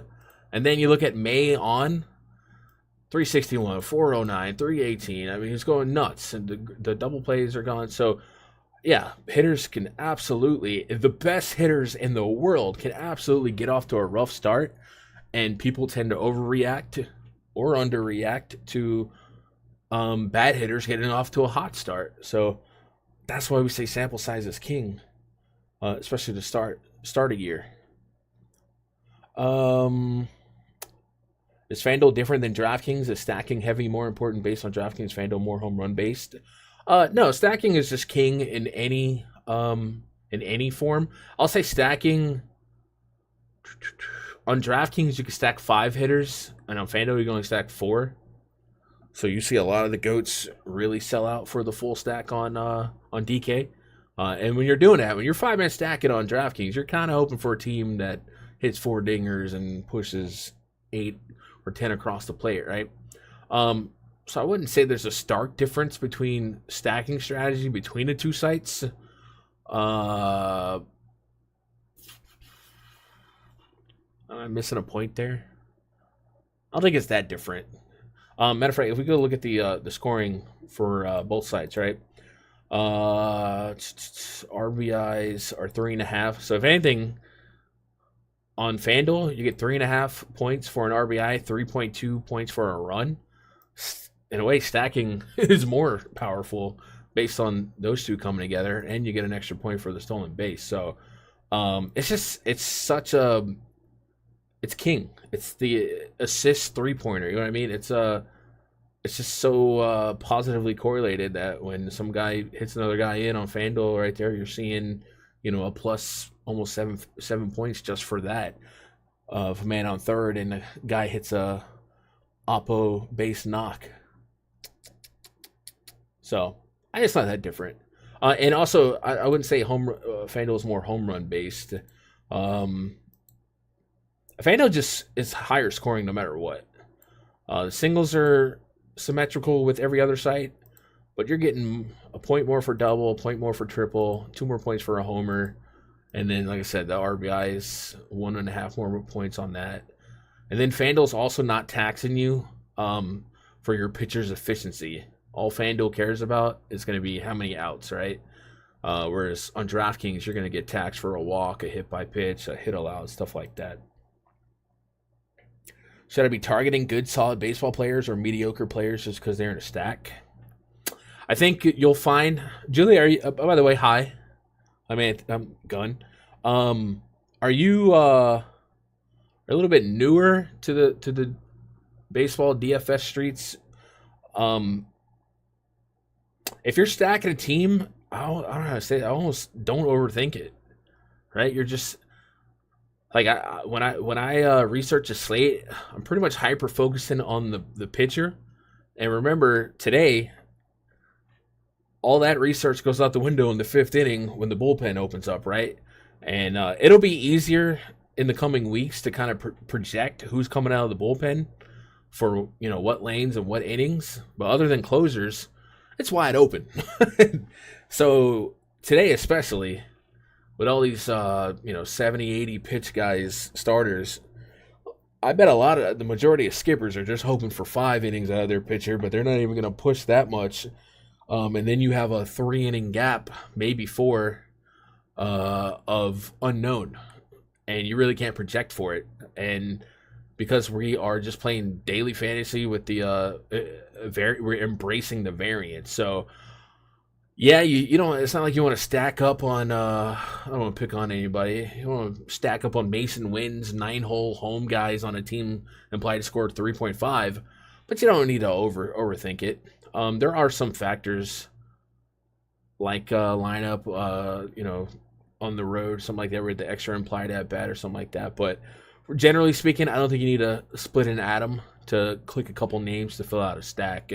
just whatever makes sense. I would say if you are stacking in smaller field contest, you want to make sure that the correlation kind of touches, right? Like, yeah, if I play Willie Castro on the Twins and Byron Buxton, I guess theoretically I'm stacking Twins, but is there really a positive correlation between Castro and Buxton? Are they touching? Probably not, right? There is a scenario where Castro could hit Buxton in, but it involves either a couple outs or bases loaded and out, stuff like that. So you probably want to make sure that they're within, one or two spots in the order next to each other. But I wouldn't overthink the quality of the player, because even the worst players are going to homer, and then it's when the bad players homer that you win 100K. You like the utility option on catcher first base? Yeah, a lot of people aren't playing catchers on FanDuel. Maybe that'll change this year with guys like Austin Wells, but generally, historically, catchers, there's like 3 to 5 good offensive catchers, and everyone else is just pitch framers, and you're hoping for something out of nothing. How much will you charge me for a winning FanDuel lineup? Jesus, dude, I don't know who this guy is, but let's get him out of here. Let's get him out of here. This guy just seems like he's up to no good. We don't need that. We don't need those vibes. Look for pitchers have high Ks percentage for low innings. Look for pitchers have high Ks percentage for low innings. I guess depending on what site. If you're on DraftKings, yeah, you're kind of waiting that a little bit more. A guy that can go 3 innings and get you 8 Ks, that dog will still hunt in your lineups. On FanDuel, you'll grow to have an appreciation for the ability to get the quality start. Again, on opening day, I don't think it's going to be as in high demand or high likelihood, but there are some guys I think are still out there for 6 strong today. Wraparound stacks, yeah. All right, where were we at? Let's move on. Tigers and the Dodgers. Oh, wait, so that concludes your main slate, right? So I guess if you guys had any questions or comments about the main slate, drop them in chat. We'll research some stuff. There's 2 more games floating for the night slate, or 3 more games, rather. And I'll be honest, me personally, I'm probably not going to play that in real life, but we'll go over it here. Let me see. Let's go look at some props on PrizePicks here. See what we're messing with on strikeouts. Is there a way to filter stuff to where it's not gobbling? Harder to win, but the lineup qualifies for higher payouts. All right. I think I'm going to try and build something out for that because it is kind of fun.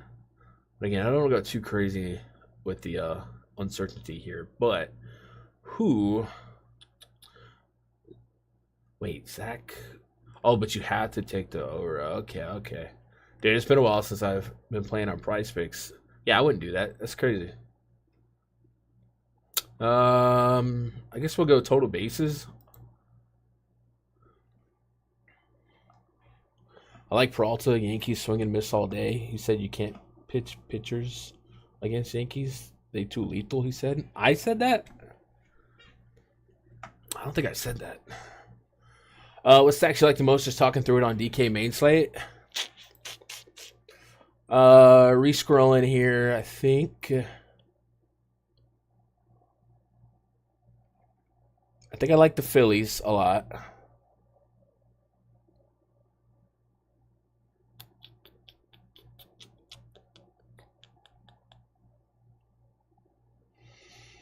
I want to like the Angels, but I feel like that's going to be, I don't want to say the talk word, but I feel like it's going to be not a secret. But at the same time, man, that is a flat looking lineup. I kind of want to stack the ballpark in Cincy. Guys, did I even talk about that game? I feel like I didn't. Did I skip that game? Did I not put it in San Francisco, Cincy? I feel like I've skipped this game somehow, y'all.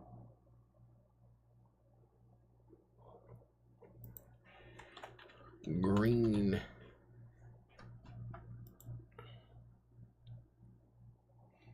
Guys, am I tripping or did I not talk about Giants and Reds? I feel like I didn't. You said pitchers against Yankees are never good. I don't think I said that. I think we're adding another guy to the ban list, bro. Like some people are just here for up to no good, man. I don't know. Pitchers are not pitching quality starts year by year now. Pen games, yeah. But on Fanduel, if you're paying $10K for a pitcher, you want a shot at it. If nothing else, you want to punch your chance, right? All right, I skipped the Giants and Reds. That's my bad. Logan Webb up against Hunter Green. The Giants have an implied run total of 4.1. The Reds 4.1. So this park, sometimes when a slate is just yuck, we're getting a stack in the ballpark. Now the ballparks we really look to for offense, the Coors, the Fenways, the Yankee stadiums. We got 2 Yankee stadiums this year, guys. But the Great American Ballpark has been right on up there, especially for left-handed power. And it is really liking Mike Yastrzemski in the bomb detector. And I'm like, wait a minute. Logan Webb, 5 spring games, 77 pitches on 321. He pitched against Cleveland. 5.1 innings pitched, 7 Ks, a walk. He has a sub-1 whip all spring, and he has a very high ground ball rate that has sustained in alignment with what we know about him in his advanced metrics the last 2 years. Hunter Green, 6 spring games. On the 21st against Seattle, he threw 84 pitches, 5 innings pitched, 7 Ks, 2 walks, a homer, 6 hits. So he had a high whip and a high K spring with a couple of long balls. It's atypical Hunter Green baseball. So, with that said, stacking the ballpark, especially Great American Ballpark, and especially lefties with any type of pop, I'm kind of always there on that. And a guy like Hunter Green, that it can kind of lose the zone at times, is interesting. Now, this Giants lineup isn't as scrappy as yesteryear, and there's a lot of strikeouts here, and this is a both sides of the equation situation, especially 7,400 on DraftKings. There's absolutely 20-plus fantasy point potential with all but 3 hitters in his projected lineup with 24+% aggregate K rates against righties. But at the same time, like I said, if he does lose his own and we start letting some on and one of these lefties or one of these, like a guy like Matt Chapman gets through and knocks them in, they go to the bullpen, and then all bets are off, and we get, like I said, bullpens for 3 to 4 innings, and we just kind of don't know what's going to happen, but we do know the Great American Ballpark historically has been a plus spot for offense. So this is in all 4 corners for me. On the Logan Webb side, he did have a decent strikeout spring training, especially in the last start, but historically we don't expect him to be a ridiculously high K rate guy, a sub 10% swing and strike rate the last 2 years, and a 20.5% K rate last season, 4.31 expected ERA. The ground ball rate is kind of what keeps you away from picking on him, as far as just looking for those days that slip. And a team like the Reds here that have some pop but not a ton and a lot of strikeout potential in this lineup. I got just one guy with a plus WRC plus against righties. Kind of keeps them in the conversation on an average slate. 7,500 on DraftKings, I still think that dog could hunt, especially with him, possibly getting a strikeout per inning, and then that ground ball rate can neutralize the offensive upside of a Great American Ballpark, right? That right field wall being so shallow means nothing when the ball is just going straight into the ground. So I still think if you are interested in Logan Webb, play him.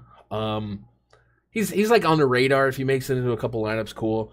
He's not a priority, but I'm not running to pick on him. But I do have that Jekyll and Hyde Giants Hunter Green. One side wins that, right? And it's not just an average. And like either he gets shelled or he drops 30 type situation. That's what it seems like. A lot of 200 plus ISOs in his projected lineup, but still some strikeout stuff, and Hunter Green has some strikeout stuff. So we're going both sides on that one. Anyway, so to get back to the question was who favorite stacks here. So that introduces the Giants to the situation for me. I think the Phillies are my favorite stack right now overall for the DraftKings main slate. If I'm just full selling or full going all in on one team. And yeah, I think that's going to be my answer, is the Phillies are my favorite stack so far. Jalen Carter. What? Yo, Raj, you know what I was thinking about the other day? I remember one day we were doing a stream and Raj was he mispronounced somebody's name. I think it was like De'Aaron Fox, and he goes De'Aaron Fox, and I was like, it's De'Aaron Fox. He goes, whatever, that's not even a real name. I was like, Raj is not capping on someone's name. I thought about that the other day. Can you give me 6 players who will hit home runs? I wish. Dude, if I could give you 6, I'd be rich tomorrow. That's parlay craziness on opening day. You kidding me? Sports betting grind, DFS still banned. That makes no sense that DFS is banned in Canada, but sports betting ain't. You still calling it Miss Terry and Gun collabs? Yeah, I haven't talked to Terry, but I'm sure he'd be game to talk some baseball together. I just feel like if you get me and Terry on a show, we're just two boring guys talking about baseball. It's hard enough to listen to one of us, but yeah, I'd be all about chopping it up with Terry sometime soon.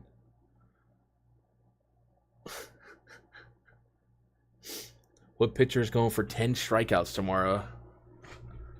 Realistically, no one. But if we had to pick 3 names that somehow get double-digit strikeouts on opening day, Paul Skeens is obviously one, right? I need people to get me off of Kikuchi, bro, because Kikuchi to me is like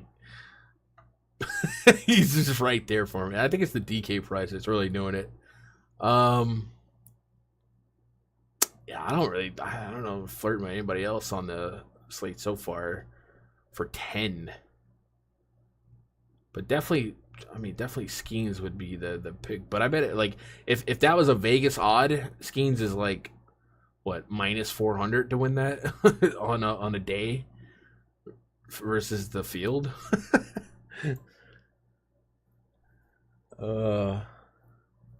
Such a chalky answer. All right, that was the main slate. So, if you guys are, if you're just tuning in, you're like, what the heck? Guns Live? Wait, we can get the spreadsheet. Wait, we can hang out in Discord again. We can, but it's not run DFS. This year, because I'm still wrestling, guys. The weekends are still kind of busy. Still doing a lot in the world of life. But I miss baseball. I love baseball. I love the grind, and I miss breaking down each slate. And like I said at the top of the stream, I want to do something fun this year. You guys might find it cringe at first, but I feel like we're gonna have fun with it. Recapping some days of actual highlights. You'll see what I'm talking about hopefully tomorrow.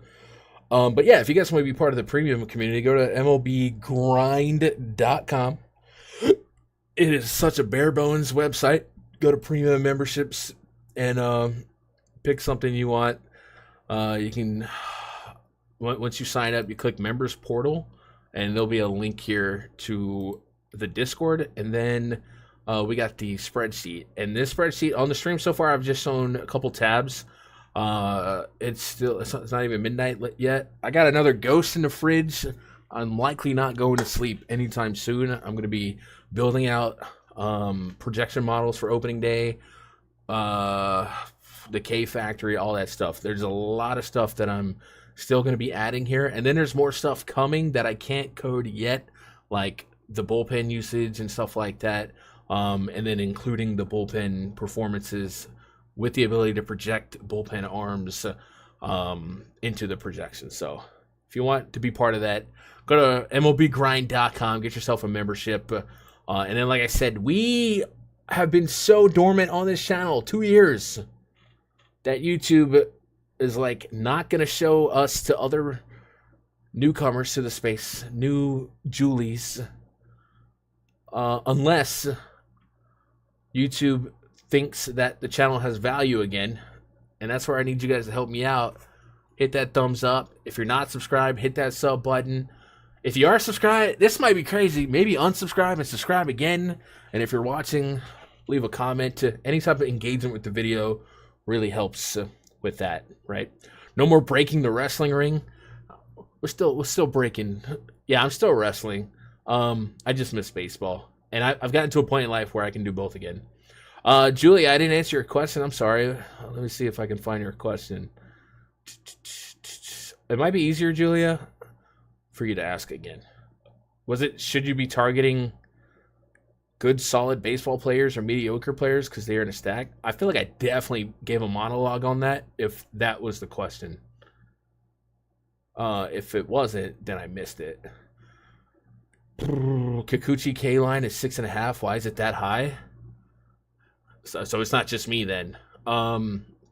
It's really 6.5, like even money in the books there, Raj. It's because the White Sox suck.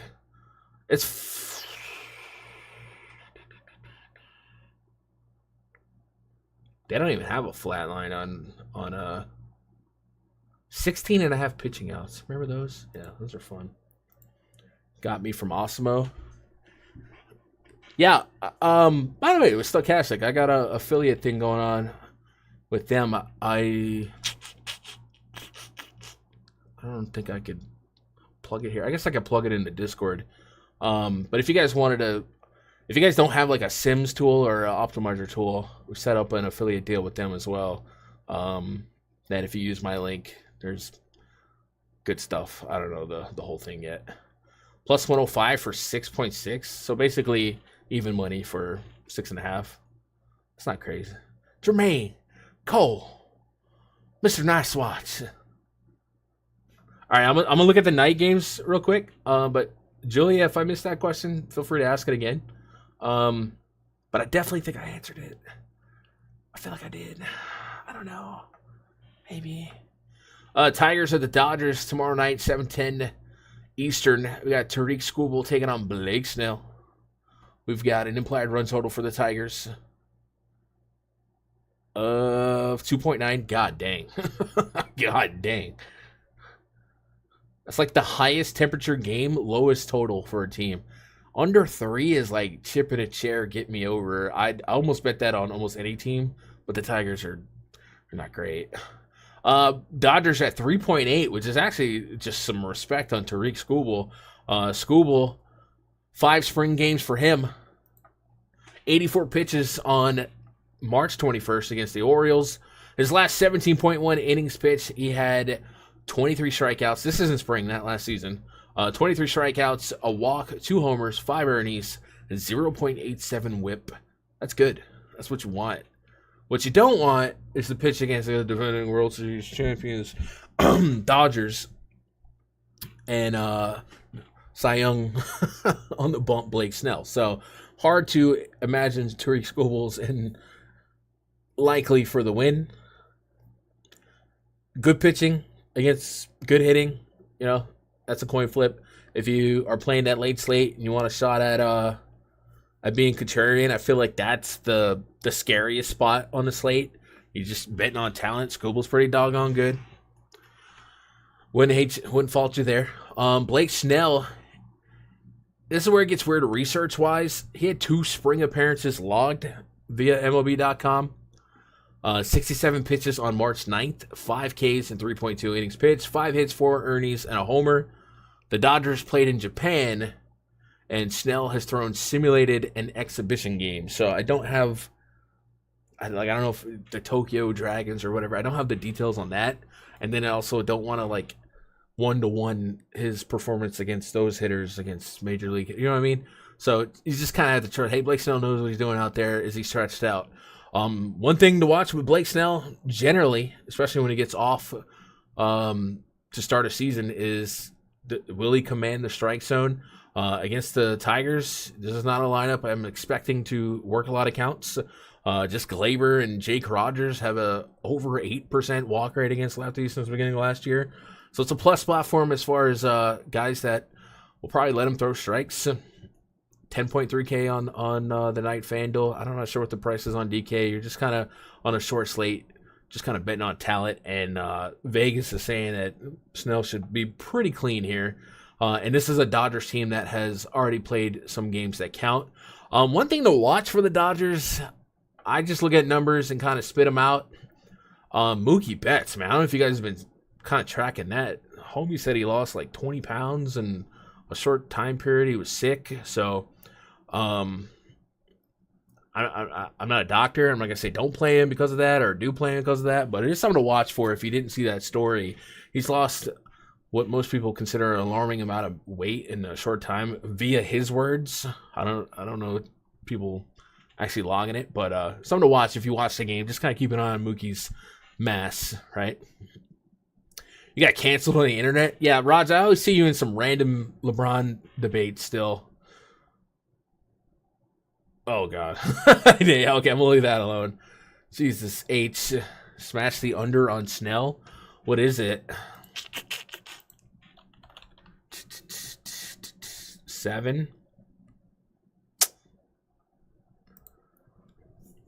Yeah, that's pretty high. What else we got? We got the Athletics taking on the Mariners. Luis Severino taking on Logan Gilbert.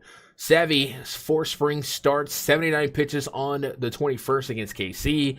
In his last 12.1 innings pitched of spring training, 12 strikeouts, 5 walks, 13 hits, 6 earnings, a 1.46 whip.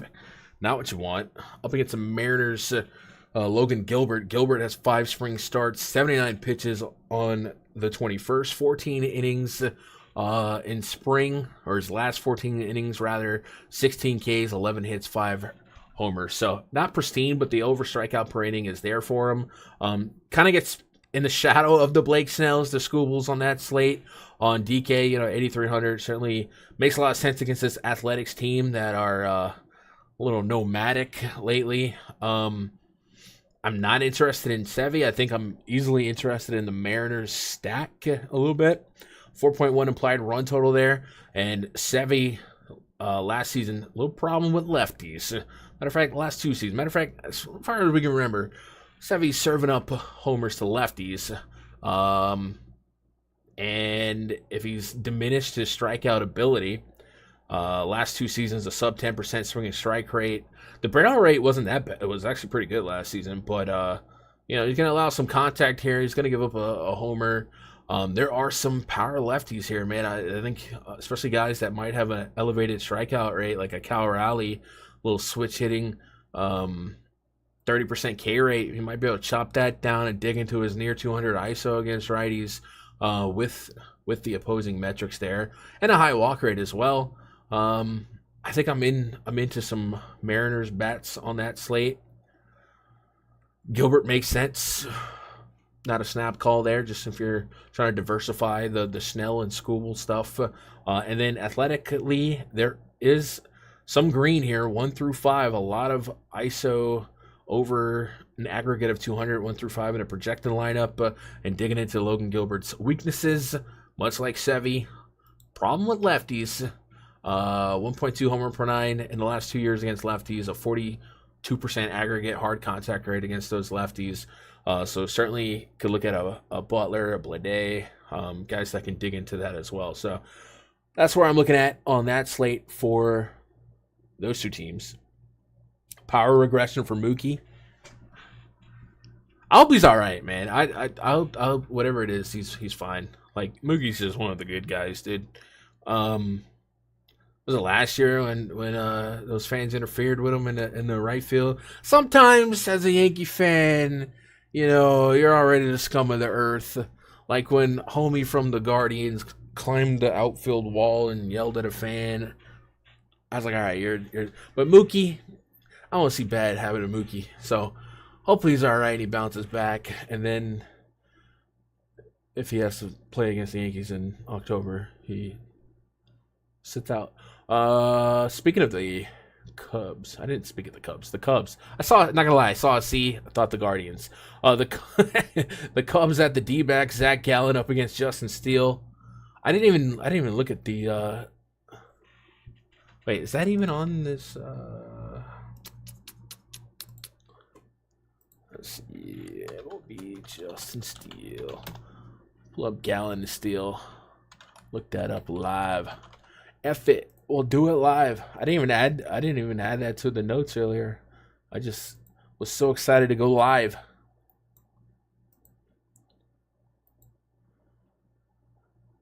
Game logs. All right, we'll start with Zach Gallen over here. Gallen, 4 spring training starts in his last outing, 73 pitches against ATH. 4.1 innings pitched, 2 strikeouts, 8 strikeouts in 8 innings in his last 8 innings, no homers. The ground balls are there, 2.2 ground out to air out ratio. The whip, kind of a little higher than you want it, but we don't overreact to the whip here. It's good he's keeping the ball on the ground. Last season, 25% K rate overall. This Cubs team, going to give you some strikeouts. They, 2 steps forward, 2 steps back, 2 steps forward again. Cody Bellinger for Kyle Tucker. Who says no? Not the Cubs. Tucker in the lineup over here for Chicago. So kind of a couple of interesting names. A lot of speed down there with Armstrong as well.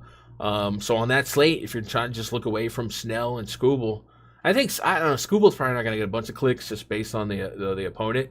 But Gallen's in a fine enough spot here.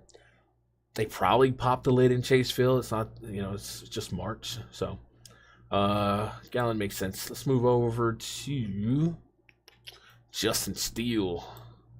Steele, 3 starts, 62 pitches. So another one of those situations, the Cubs were the other team that played in Japan. So I'm not quite sure what to expect his pitch count to be, but I think it's going to be on pace for everybody else. So between 70 and 90, we'll put it at an even 80. Ground out to air out ratio, a lot of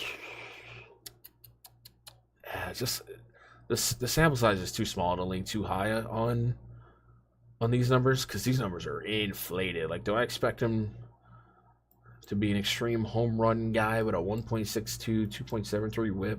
Probably not. So I'm going to respect the numbers from last year, but also matchups kind of tough against lefties. This D-backs lineup, I feel like no matter what the D-backs do, they always got a fun lineup against lefties throughout the years. 1 through 6.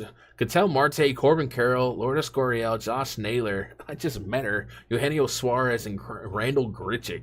Look at those ISOs against lefties. That's what you want. Only one guy in the lineup with an alarming K rate against lefties, and it's Eugenio Suarez. So this is going to be a tough matchup for Steele.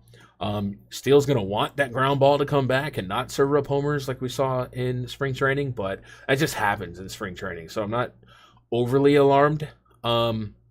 And if I'm just trying to get a little different on this slate, and I think the smaller the slate size, the likelihood that the scoring is lower on this opening day versus, later on in the year when late slates involve cores and stuff like that. So this might be the slate, the 2 or 3 game slate, where if you do want to take a stab at a Steele or a Gallen, you can kind of cherry pick. Like if I played Zach Gallen, I probably would have some Kyle Tucker and a couple of the same lineups here and there if I'm mass multi-entering. So kind of both sides there, but I like the D-backs lane 1 through 6 if I wanted to get to the D-backs.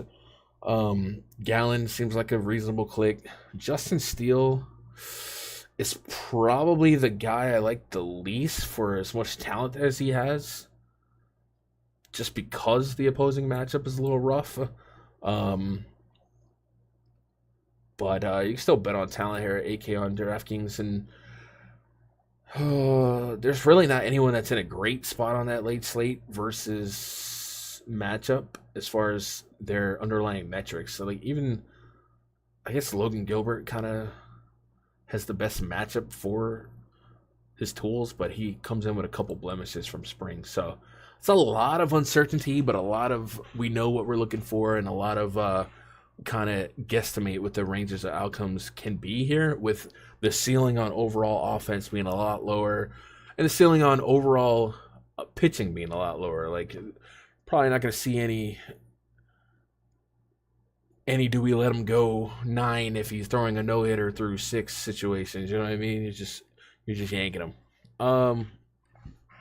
Let's see. Kind of just business going is still popping off. Yeah, it's still popping off. I've stepped away now that I can, and I want to have some fun in my lane with wrestling and sport. Like, what a beautiful life to be able to live, where I could just play video games all the time, wrestle on the weekends, and talk baseball every day. Like, that's what I'm trying to do this summer. And right now, I've done what I can do to make it happen. But I don't want to just do this like without full effort. Like, my goal right now is, I don't want to say the only one, but as far as how can I say it humbly, people who know what they're talking about. I think a lot of other people that know what they're talking about for baseball DFS are kind of serving a bunch of masters right now with basketball, with golf, with, they got a lot of stuff on their plate.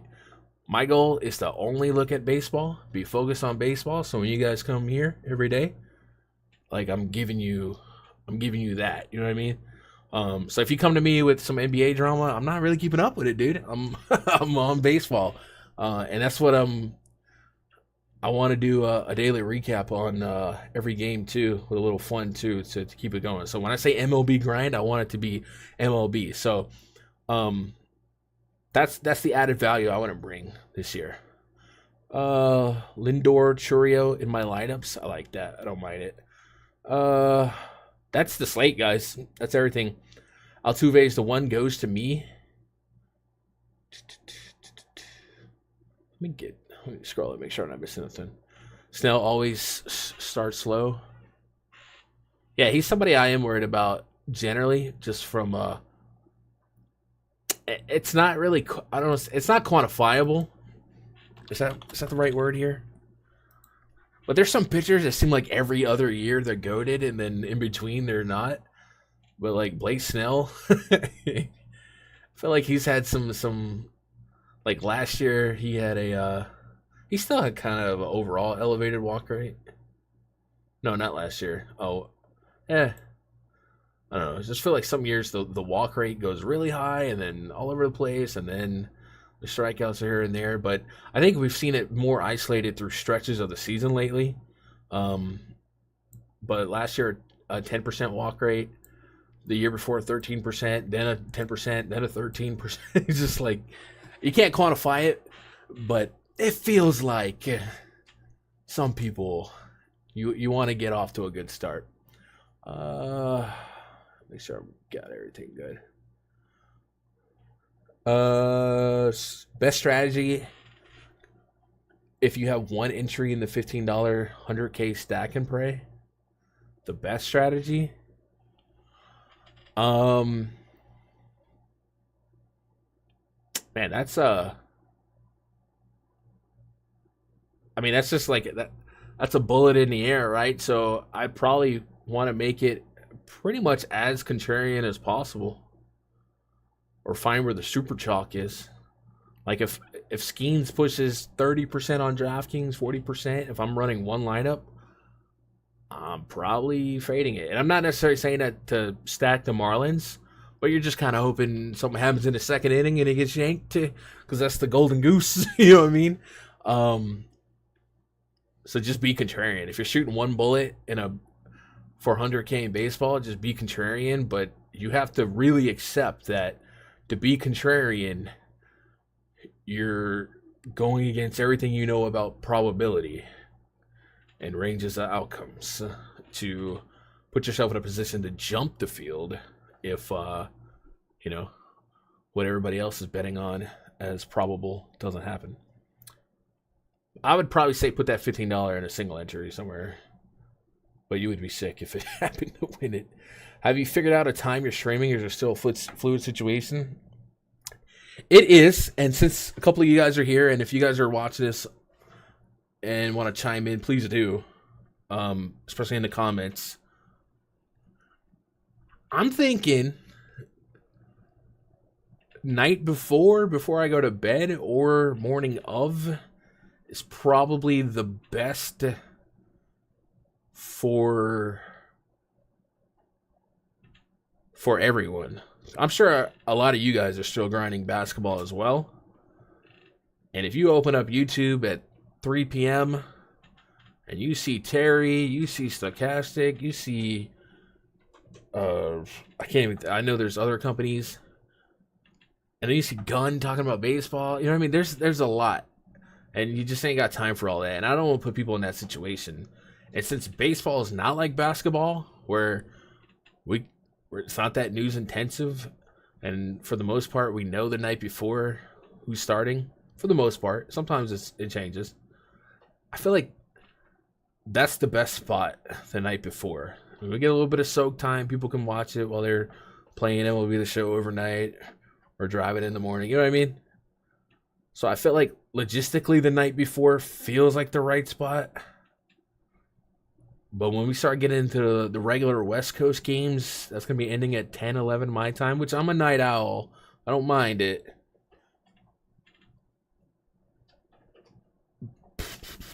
But that means I'm live at midnight. So I don't know. I don't know how you guys feel about that, but might be some midnight madness.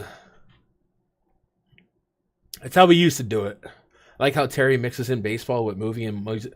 Dude, Pojon, so this idea I got to recap every slate kind of does that. Like, I want to do old school Sports Center highlight. Like, because I really want more people to love baseball the way I do. And I get it, man. It's numbers and it's boring and it's just whatever. So I want to make it a little bit entertaining. And at the same time, I have to raise my watch time to get back in the good graces of the YouTube monetization program and stuff like that. So I'll just put it out there. I have this idea to show highlights of every game in videos with a little bit of commentary. Not like analytical breakdown commentary, but like movie references and old school Stuart Scott recap. You know what I mean? Just call it the daily grind or whatever. I don't know. So we'll see. More traction in the morning. Yeah. Right now, if I had to pick one, I would say night. Maybe after NBA ends, we can move things around and get to like a day stream. But I think right now, for what we all need, like for this channel as content, we need more soak time. We need to pop up in search results. For you guys that are grinding multiple sports, you probably need to be able to listen to the GOATs breakdown news a couple hours before basketball. So if I put something up at night, it gives everybody a little chance to get a piece of the pie. But also, we've set up a Discord as well for the MLBgrind.com subscribers. Added like lineup notifications, stuff like that. Like I said, there's going to be a lot more added in the coming weeks. Not only for the spreadsheet, but also for like the Discord and all that stuff. I don't want to get I don't want to commit too hard to like saying like I used to do player pools, my player pools, optimal lineup, stuff like that. I'm not against that, but I wasn't quite sure when I launched this what the personality, what the identity of MLB Grind is going to be. It seems like a lot of you guys are still here for DFS, so that might be the fast lane for us. We're still doing DFS. But yeah, I don't know where I'm going with that, but basically, like, if you were subscribing to RunDFS.com, you were getting pre-lock voice chat, you were getting my player pool, optimal lineups, my rank. I think I still got to do rankings, right? Like, I have to do that. But I don't want to false advertise just yet. Just know that I'm here to answer questions, and then I'll kind of define more of what we do based on what you want going forward. NBA is brutal. Haven't won all year. Already won 4 springs. Satellites. Yeah, NBA's a grind, dude. I love the NBA community we had and everything we accomplished, and me personally as a content creator and the opportunities I got. But god dang, was NBA just sun up to sundown, bro. Especially going up to lock, man. It was so frustrating as a content creator to work on a piece, edit it, post it, and then like 30 minutes later, some guy gets ruled out or doubtful. You know what I mean? I don't really have to deal with that in baseball. So I don't know if you'll ever see me grind a full season of basketball or football again as far as content creation. But I love me some baseball. What's up, Lone Wolf? Hope you're doing all right. Live gun show. We'll set it. Let's do it. All right. Hey, if you got anything else for me, twitter.com/gundacker. Otherwise, I'll be behind the wall over at MLBgrind.com. I appreciate you guys. Remember, leave a comment, thumbs up, all that good stuff. So tomorrow, so usually on opening day, the second day is light based on, they usually leave the second day for like the stadiums that don't have a roof to be able to make up a game if there was bad weather. And that's kind of what we see tomorrow. But what we do get is mostly 6 p.m. games. But we get a solid slate. So we will have a breakdown for that. Dang, that's going to be a weird timing. All right, we'll stay fluid the first couple days. I appreciate you guys working with me on the time. But we'll definitely have another stream for tomorrow to lead into day 2 of the season and so on and so forth. And it looks like we're going to have to call it day by day because then the next day is a lot of early stuff. So opening day is upon us. Make sure you leave your milk and cookies out for Aaron Judge. And let's have some fun this year, man. I appreciate it. It's good to be back. It's good to be back. I'll catch you guys tomorrow. Love you guys. Hey, good luck. God bless. Go win some money.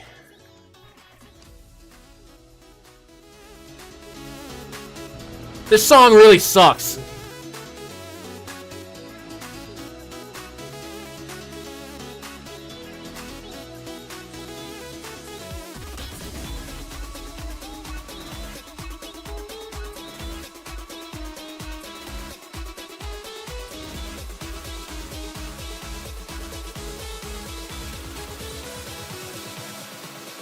Crack it.